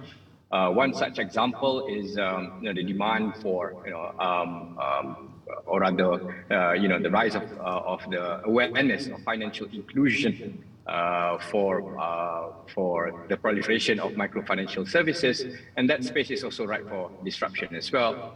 So we can see, for example, in Malaysia, we have 5 digital bank licenses issued by the central bank, in Singapore and Philippines as well. And other issues such as food security, and we could see that that there was a paper by ASEAN for a call for governments to actually look into initiatives to solve areas of food security or issues relating to food security, the rise of gig economy, as well as an increased demand from VCs to invest into sustainable ventures. Now we know that ASEAN is increasingly a hotspot for startups. And we know that there's an influx of FDIs in ASEAN, which has increased by 42% in 2021 to 174 billion, close to pre-pandemic record levels, right? But also various push and pull factors, not only driven by funding, but also societal issues that needs to be resolved, employment rates, the technology adoption, access to strategic assets, and also overseas partnership opportunities as well. Thank you, Ash. Yueng. 2 points from me. One is, I think the focus on impact investing is, and triple bottom line, it's not something that's new.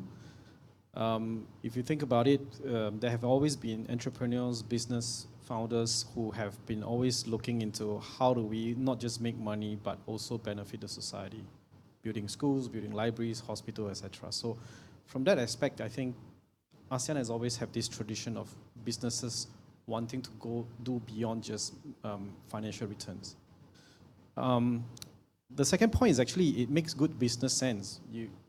How do you make money? You make money when you figure out that there's a problem and there's a pain point. And we know that there's a lot of gaps in Southeast Asia. Yes, we have a young population. They're all on mobile phones, but there's still a huge gaps. We don't have enough doctors. The number of doctors that we have per population is 20% of what a developed economies will look like. So you have gaps, right? Now the question is, how do you use technology to bridge these gaps that couldn't be bridged in the past? And that's where you make money. You make money by solving real problems, closing those gaps. Example that we have is Good Doctor, which are using mobile phones to do consultations, medical consultations online in Indonesia. That's a classic. The problem is age-old, but technology is new, and we're able to close those gaps. And I think with technology, therefore, you're really able to solve problems with this triple bottom line investing. Nice. I think it's a point about a rising tide lifts all boats, and I think this is. I think one of the things that struck me as I was preparing for this panel as well was, I think, Don, we read your report. I think one of the findings was that Asian businesses has historically also have this in their mental model. If you look at the first few generations of businesses that come out from the independence of many nations across ASEAN, many of them were trying to make money as well, but they actually work very closely with the governments and the private and the public sector to ensure that, hey, like whatever that they're doing is truly uplifting the entire society at large. So Carlo, over to you. From your vantage point, any observations? Yeah, I agree with my fellow panelists. I think everybody mentioned it very clearly. So I think the trend is being pushed because at the end of the day, it's all about solving relevant and real-world problems that we are all experiencing. Technology is already available, and we have the opportunity to push the boundaries of that technology to be able to serve local markets, especially. Normally, previously, we would be expecting these solutions coming from the other side of the world, but obviously, sometimes these solutions are not localized to what is needed by our respective countries here in ASEAN. So with the new technologies coming up from the ground from the different ASEAN countries, it gives an opportunity for us, the startups, to solve relevant problems and localize these solutions. So that's one aspect, solving real-world problems. Another thing is it's also driven by customer needs, right? And these needs manifested furthermore were manifested furthermore because of the pandemic. So I think that's also a key driver. But also another thing that is, I believe, driving this wave is that people also want to take advantage of the opportunity that all of these innovation and all of this potential for growth and doing business provides, especially during these times of crisis. Because we all saw the trend that happened on the other side of the world, and now the attention is focused on the ASEAN, and nobody wants to get left behind. So that's also another thing. The popularity of starting up, the popularity of becoming entrepreneurs is also being driven by the opportunities that manifested also within the region. Thank you, Carlo. I think a thread that binds all the four panelists today is it's really that number one, in Southeast Asia, there's really lots of issues and problems to solve. And with all the brightest people coming from the startup world, how are you using your innovation to do that? Am I using innovation to ensure that you get your ice cream within 10 minutes? Or is it something that you can use to really uplift the lives of many other people within the society at large? So I think this is a point that perhaps worth considering and perhaps worth discussing as well. Like, how do we ensure that digital startups, with all that energy, all that funds that they have, continue to remain guided by this philosophy and I suppose be motivated or incentivized to be on this path of solving real problems? I find that talking to everyone in this room is a bit of a converted crowd. And what other things can be done to ensure that this is one that we continue to put them on that path? So I think my question, I'm offering it to Ash as well as Carlo online. Given your extensive work in supporting many startups in your respective countries, either Malaysia or Philippines and beyond, is there a role that even folks like incubators like yourself, organizations, can play to nurture the next generation of digital startups, to have them pursue growth for good agendas? Maybe we'll start with Ash first. Sure. Thank you. So we have been fortunate that the government of Malaysia has been very supportive in driving the impact agenda in nurturing early stage startups, right? In fact, last year we launched a startup ecosystem roadmap 2021, and our aspiration is to be one of the top 20 global startup ecosystems by 2030, right? But then again, of course, it is easier said than done because we know that we have several pain points which are being faced not only by startups but also ecosystem players in Malaysia in hindering us to realize impact in our efforts, right? So we have identified 5 pain points. The first pain point being we lack corporate sector or the private sector participation in our local startup ecosystem. Secondly, we lack the relevant talent, right, to build innovative solutions to solve these real-world problems that are being faced by the people of Malaysia. Thirdly, is that we have an unclear path from ideation to commercialization for our startups. Thirdly, our current policy and regulations are not entirely conducive for our startups to thrive in Malaysia. And last but not least, we lack that go-to-market channels for our startups to scale.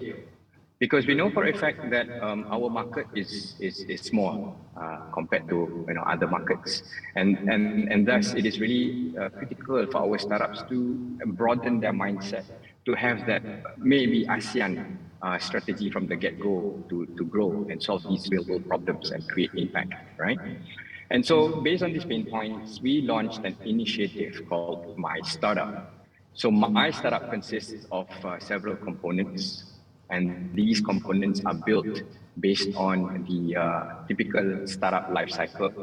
First being ideation-based programs where we organize national level hackathons. But this is inherently different than the traditional hackathons whereby the problem statements are crowdsourced from the people and also from government agencies and ministries as well.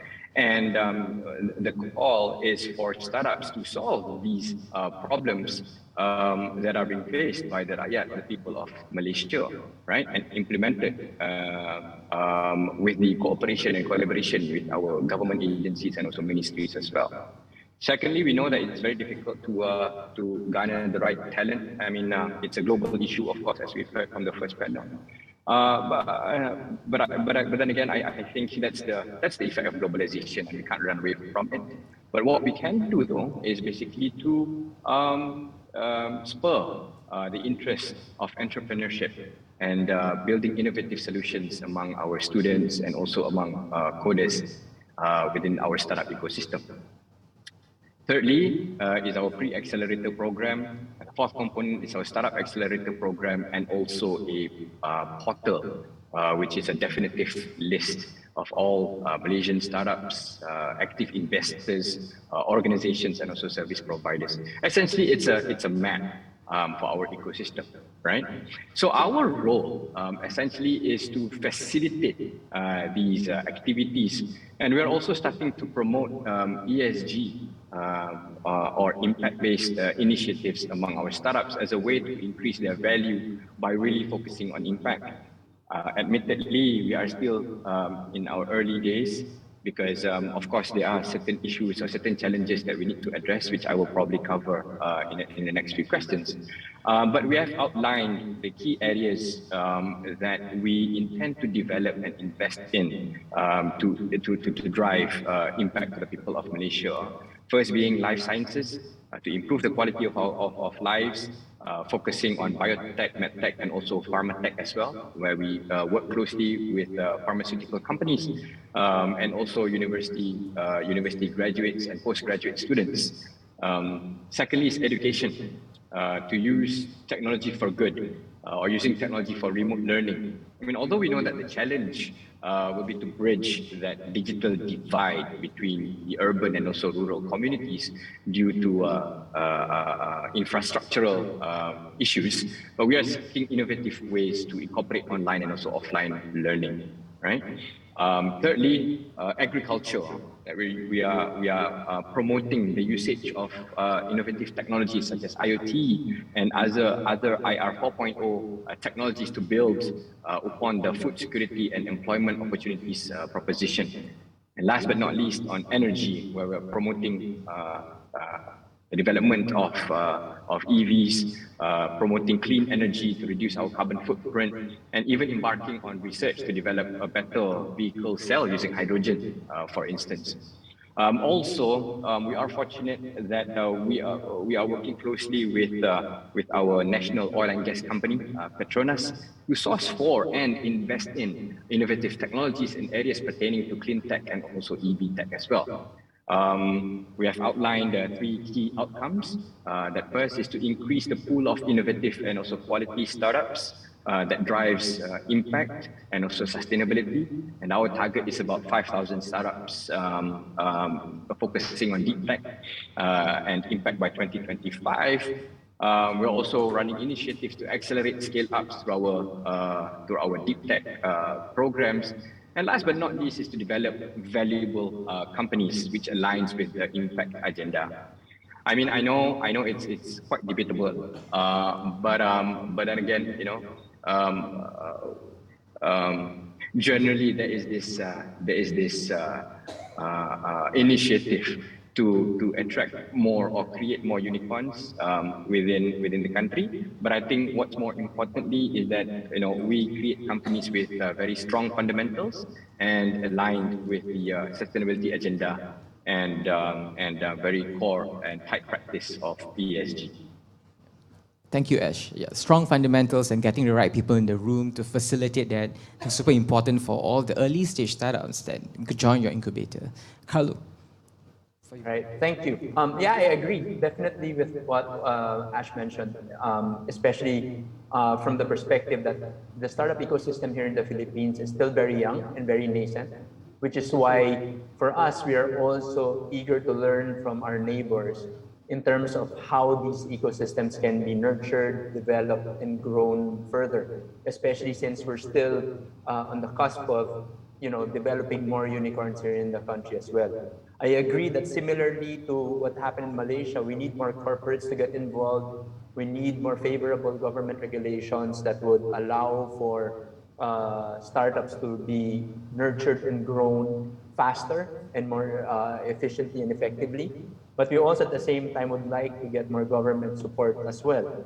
But also similarly, the path to commercialization is also difficult for us, and similar to what happened in Malaysia. And we need to come up with more go-to-market channels for our startups as well. But I believe also that the Philippines, from a government perspective, has been working forward in terms of creating a startup roadmap. In the Philippines, there are 3 departments that are responsible for this: the Department of Trade and Industry, the Department of Science and Technology, and the Department of Information and Communication Technology.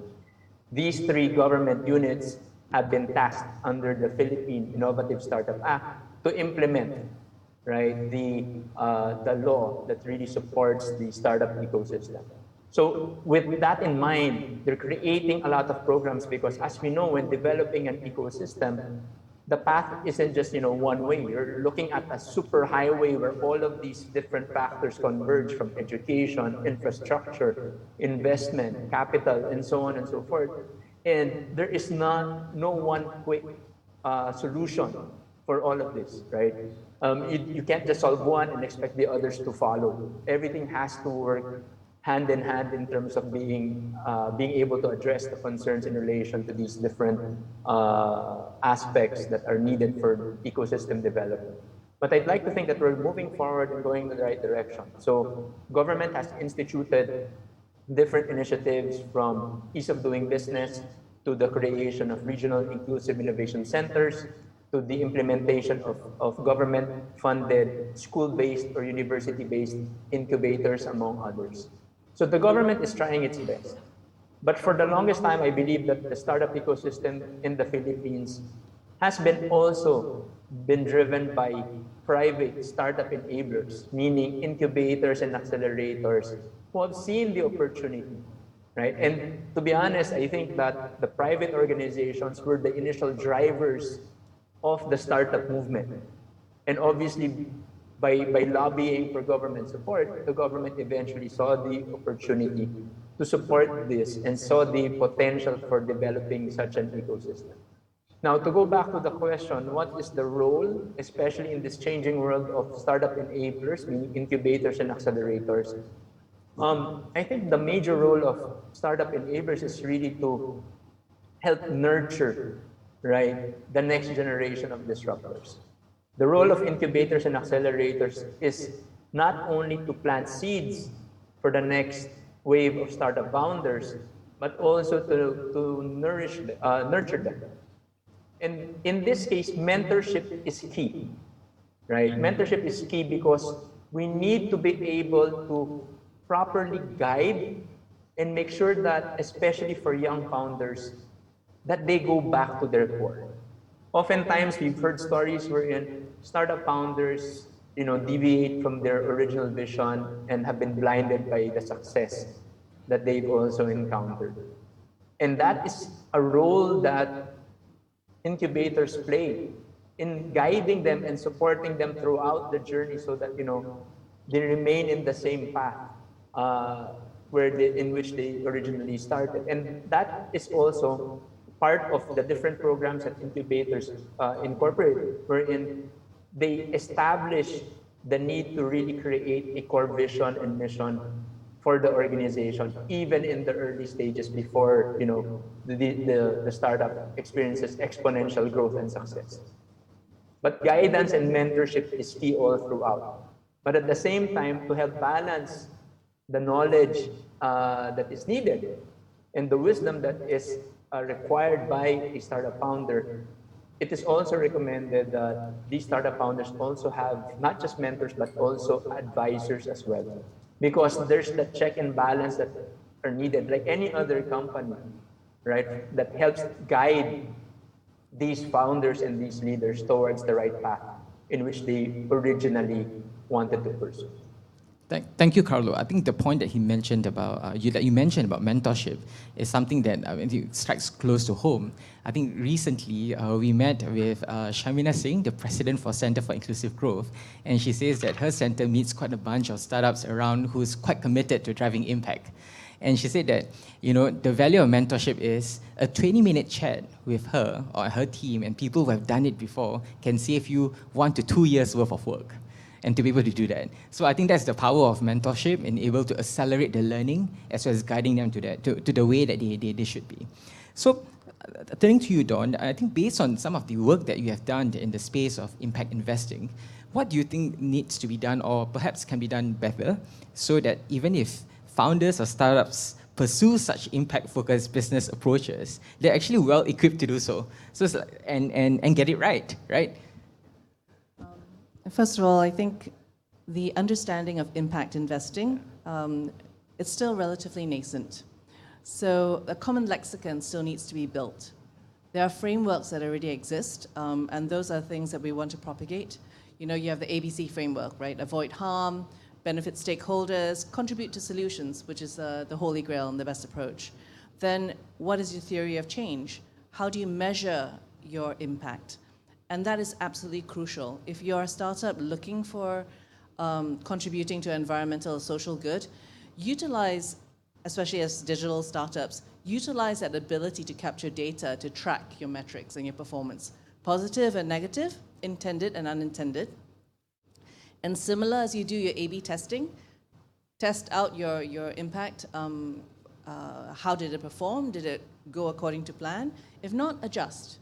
And I think that's really crucial in terms of having that for startups. And the other thing is that impact investing, your impact is not your CSR program. Your impact has to be integrated into your business model. It is aligned, it is absolutely entwined. I think that's from me. Thank you. Thank you, Dawn. Yeah, the point about impact invest or impact work is not CSR. I think that's one where I think across the digital startup scene, everyone's talking about it, and they always say that okay, let's look at where the impact team sits, because where it's organized also has influence with regards to the approach of the company. But I think what we are seeing is new generation of companies actually building impact throughout. It's perhaps still in its early stages, but I think that's what we are seeing the movement going towards that direction. Yu Heng, yourself at Grab, reflecting on Grab's journey thus far over the last 10 years or so, and across the region, what sort of key considerations should startups and founders have when trying to tackle the problems that they see in the markets before them? Well, first, I think it's important to not try to solve every problem that you see. And so startups need to figure out what they are good at. What problem are they trying to solve? And as we talk about, there's a lot of gaps, and gaps means business opportunity. So one is focus on a couple of things which you do well and which you can build a sustainable business of. Second is, as Don talked about, impact investing it's quite new, but people are thinking about it, there's structure, there's framework. So as startups go into that journey, you're not alone, and there are people who have been doing a lot of thinking about that and what you need to think about at your stage of starting the business. And also, frankly, there's also funding coming from that angle as well. So don't go to this alone. There are, sustainable development goals that's been set. There are methodology. Use them at the earlier stage rather than kind of try to make money first and then worried about impact later on. And then the last thing is, and what it's our experience in Grab as well, which is we kind of can't do this alone. So we go with a very strong partnership approach with governments, with private sector, to drive impact, right? Indonesia, we're doing a lot of collaboration on EVs with EVs providers, with government. In Thailand, with the Bank of Thailand, we do, financial literacy training for our drivers, 11,000 so far. In Singapore, we do, gig workers, platform workers upgrading, talent development. So you don't have to do this alone. Government usually have resources, but they struggle to be able to implement it, and that's where there's a lot of complementarities between us and the public sector. Thank you, Yu Heng. So dig deep and look into your strengths, and don't try to boil the ocean. So going to funding, I think some say a way to trace influence or to shape influence is also to follow where the money trail is. So this question is to you, Dawn. Could you share key perspectives from the bench of over, I think, 10 investors or so that your center had interviewed on their position on impact as part of your recently published research papers, Scaling Impact in Asia. I think this would greatly help the many startups who are tuning in and those present here today to better craft or refine their plans as they seek to fundraise. Well, first, interesting number. I think IFC estimates that the amount of monies dedicated to impact investing actually grew from 500 billion to 600 billion, even through the COVID years. So it's a nice increase. I think the investors, in terms of what they look for in the startups, are very clear. They're looking for management teams which have clear intentionality. What exactly are they focused on? How is that impact intention woven into their business? And are they nimble enough to change strategy along the way? The other thing that investors are very clearly focused on is actually measurements. And you can see this when you see the work and comments from ABC Impact, from investors that require signatories to UNPRI, OPIM, etc. They are looking for companies which are not impact washing. So those are things that they're looking for. Impact washing. To Ash, I think you guys at Cradle Fund are also investors yourself. What is kind of like your approach to driving the impact in your portfolio of companies? Sure. When we look at the current trends at the moment, we know that startups are starting to look for investors with deep expertise and deep track record in investing and prioritizing ESG factors in their portfolio companies, right? But quite honestly, our strategy is being refined, still being refined at the moment, because although there's a lot of information out there, but I guess the devil is in the details of implementing ESG or sustainability strategies in our investment philosophy, right?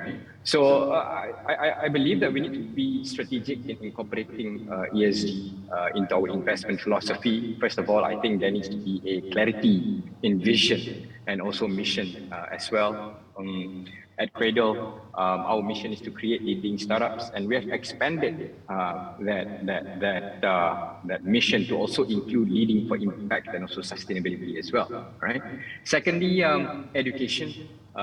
We need to educate our investee companies and also potential companies that we intend to invest in that ESG is substantially good for the bottom line in the long run, and aligning their direction with the issues that could create positive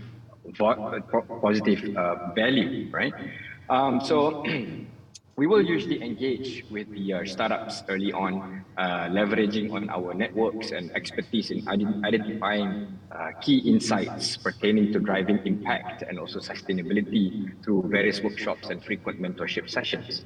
But then again, of course, we need to keep on educating the startups and also the startup ecosystem here in Malaysia as to the benefits and also the value of incorporating impact sustainability as part of the investment thesis or investment philosophy.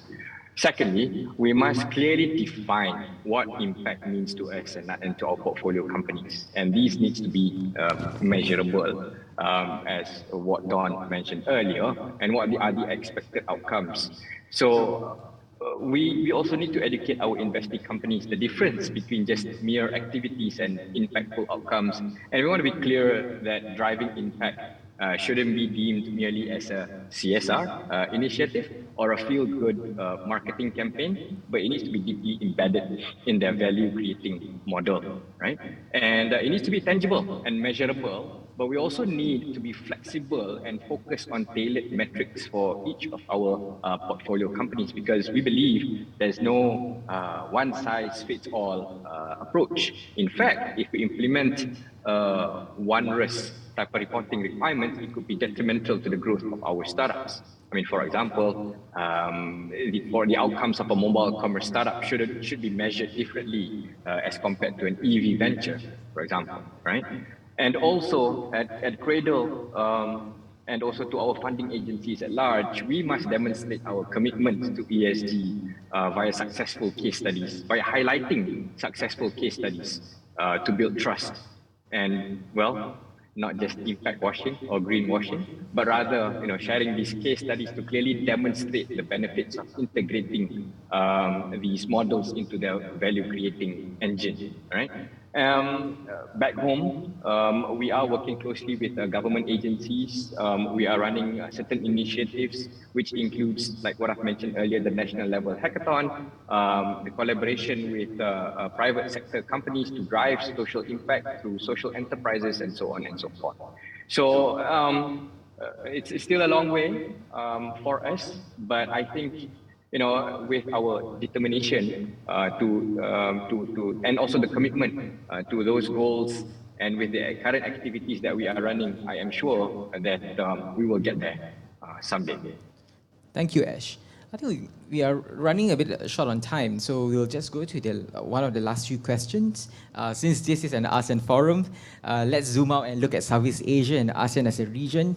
To all panelists, very quickly, where do you think the opportunities lie for greater cooperation between the ASEAN member states to create such an enabling environment that you guys talk about throughout this entire panel, right? To contribute towards inclusive, equitable, and sustainable growth, impact investing, and all that stuff. So perhaps let's start with Dawn. We move on to Ash, Yuheng, and Carlo. Thank you. I think that's one of the things that we're doing together with UNDP as the center. We're actually developing SDG investor maps that actually direct and help give information on exactly which sectors are of interest in every single country. I think the first one was actually Indonesia that was launched in March. And that's where we're saying these are opportunities that exist, where policy is supportive, you can make environmental and social good, and you can make financial returns. So we need more convenings, and we will be contributing to such convenings going forward. So that's one of the things that we're doing. Great. Ash. Yeah, I believe that there needs to be a common vision and shared goals among ASEAN member countries in driving impact investing and or supporting startups which are working on impact initiatives, right? And ultimately, this could be translated into an ASEAN impact startup ecosystem roadmap. Secondly, maybe an establishment of an ASEAN Impact Startup COE, or Center of Excellence with satellite hubs around ASEAN to encourage meaningful conversations, collaborations, development of ideas, a regional accelerator program focusing on impact initiatives and shared go-to-market channels. And maybe, just maybe, we could look into forming a sort of like a digital impact fund to encourage investments and or grants into impact-driven startups. Yuheng. Shortly, I echo the fellow panelists. I think one is measuring it, baselining it where we are, and consistently baselining it and re-baselining it would be good to track progress or backsliding. Second, learning. I think learning is quite important, just being here together, talking with different people and get some mindset. And I think the last one is a plea to involve us, the tech company, early. We know how difficult it is for policymakers to try to regulate this business. We want to be part of the journey. There's a role for government, there's a role for us as well, and so involve us early. Finally to Carlo. Yeah, thank you. And I echo also what has been mentioned already. But I think what I would add to that is it would be nice to be able to exchange notes on the best practices amongst the different ASEAN member countries on what works, what doesn't work, right? So that we improve the learning curve and we fast track the learning for the development of local ecosystems. In the same fashion, it would be also great to see how we can do cross-border collaborations with startups, right? Because at the end of the day, it's all about being able to make sure that the impact that is generated is experienced by all, right? Not just within the countries of origin of these startups, but also in other countries as well. So if we're able to match and marry startups doing similar projects, right? Exchanging notes will help quicken and speed up the impact that we all want to achieve. Thank you, Carlo. We have actually a bunch of questions that have come in throughout this entire panel, but we will not be able to address them today. So we will circulate a response to the panelists and send it across to all those who have attended to today's session. But before I wrap up, I wanted everyone to just have this is a bit of a rapid fire round for all the panelists here. We invite everyone to share how they hope to see digital startups in ASEAN progressing over the next 10 years. 30 seconds. Carlo, over to you. First. More unicorns that are doing great impact in their respective countries. Yuheng? And ASEAN, of course. Yuheng? When people think about Southeast Asia, they think about startups that can really help move Southeast Asia forward. That's the big brand and opportunity that we have. Ash? A well-connected startup ecosystem across ASEAN, focusing on impact initiatives, and more startups adopting ESG as part of their businesses and value creation models. Thank you. Dawn? Impact unicorns that do well and do good for people and planet. Thank you, Carlo, Yuheng, Ash, and Dawn. All of you have painted quite an inspiring future for all of us in ASEAN. I look forward to the next 10 years. And with that, we have come to the end of this panel, and we hope it has been insightful, as it has been for me. It's just learning from all of you here in providing ideas as well as areas of attention to shape the trajectory of the region's brightest in the digital economy. I'll now hand the time over to the MCs. For our panel, thank you so much. And we invite the moderator and our panelists for a quick photo opportunity. Carlo and Ash, stay on the screen and we'll take the photo with you.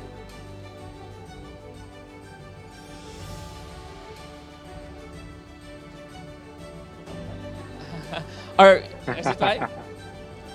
Come forward, yep.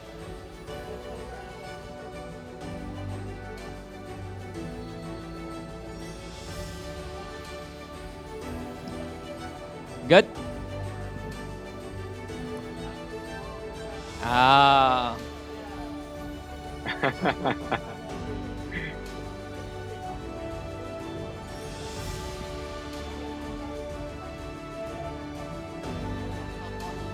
Now wait.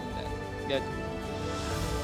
Thank you, and we say goodbye to Carlo and Ash as we invite please stay, Yuheng and Don, please stay. Sorry. As we invite all our speakers as well as Pak Dino, Dr. Tan, Pak Car for a quick photo opportunity, please. Paula as well, and Dita.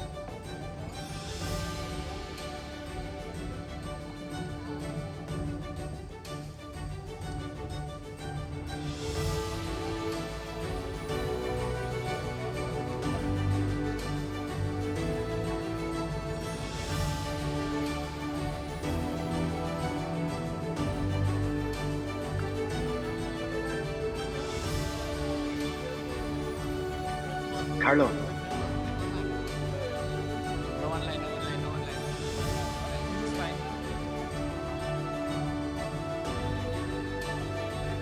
Our esteemed speakers, panels, and moderators for the 8th ASEAN Economic Community Dialogue on promoting the digital startup ecosystem in Southeast Asia. Thank you.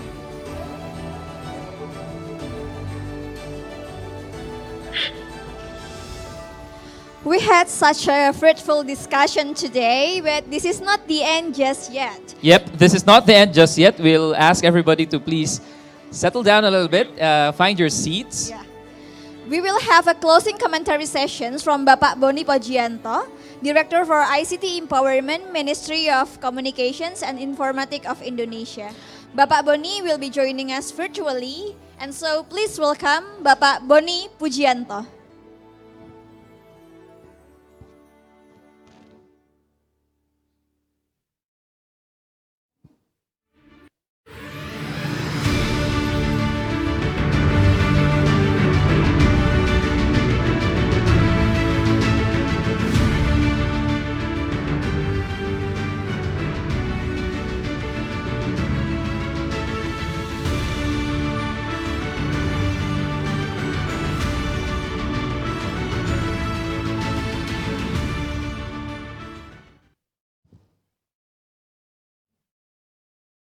Okay, thank you so much. Before I begin my closing remark, it's actually not the closing remarks, but just convey a message from our Director General. First of all, I would like to apologize because I couldn't be available, attend the meeting in person since there is some meeting parallelly attended today. Today, we have a great meeting, a fruitful discussion from the prominent speakers today. I do hope during the meeting there would be some insight for Asian member states how to develop and to encourage the collaboration among countries and preparing the roadmap or the strategic roadmap for startup in Asia. Just recently, the Indonesian, as the presidency of G20, held the Digital Innovation Network. This is like a startup and venture capital event where they can select the best startup in the world based on the G20 members and then recognizing them as the best example of startup that contribute in some specific sector. Moreover, the event also enhanced by having a business meeting between the startup. It's not only the league or competition among startup, but also the business meeting between the startup and venture capital. So looking for the benefit of this event, hopefully in Asian countries, we also have a special session, maybe every years or 2 years, like a digital innovation network connecting all the startup and also venture capital.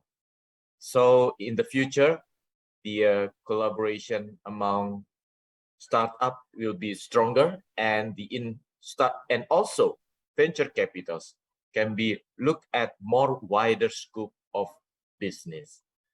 I will not give more remarks or comments, but this is a fruitful meeting, and I believe from this meeting there would be a strong concept from Asian Business Advisory Council to prepare like a blueprint or roadmap for startup in Asia.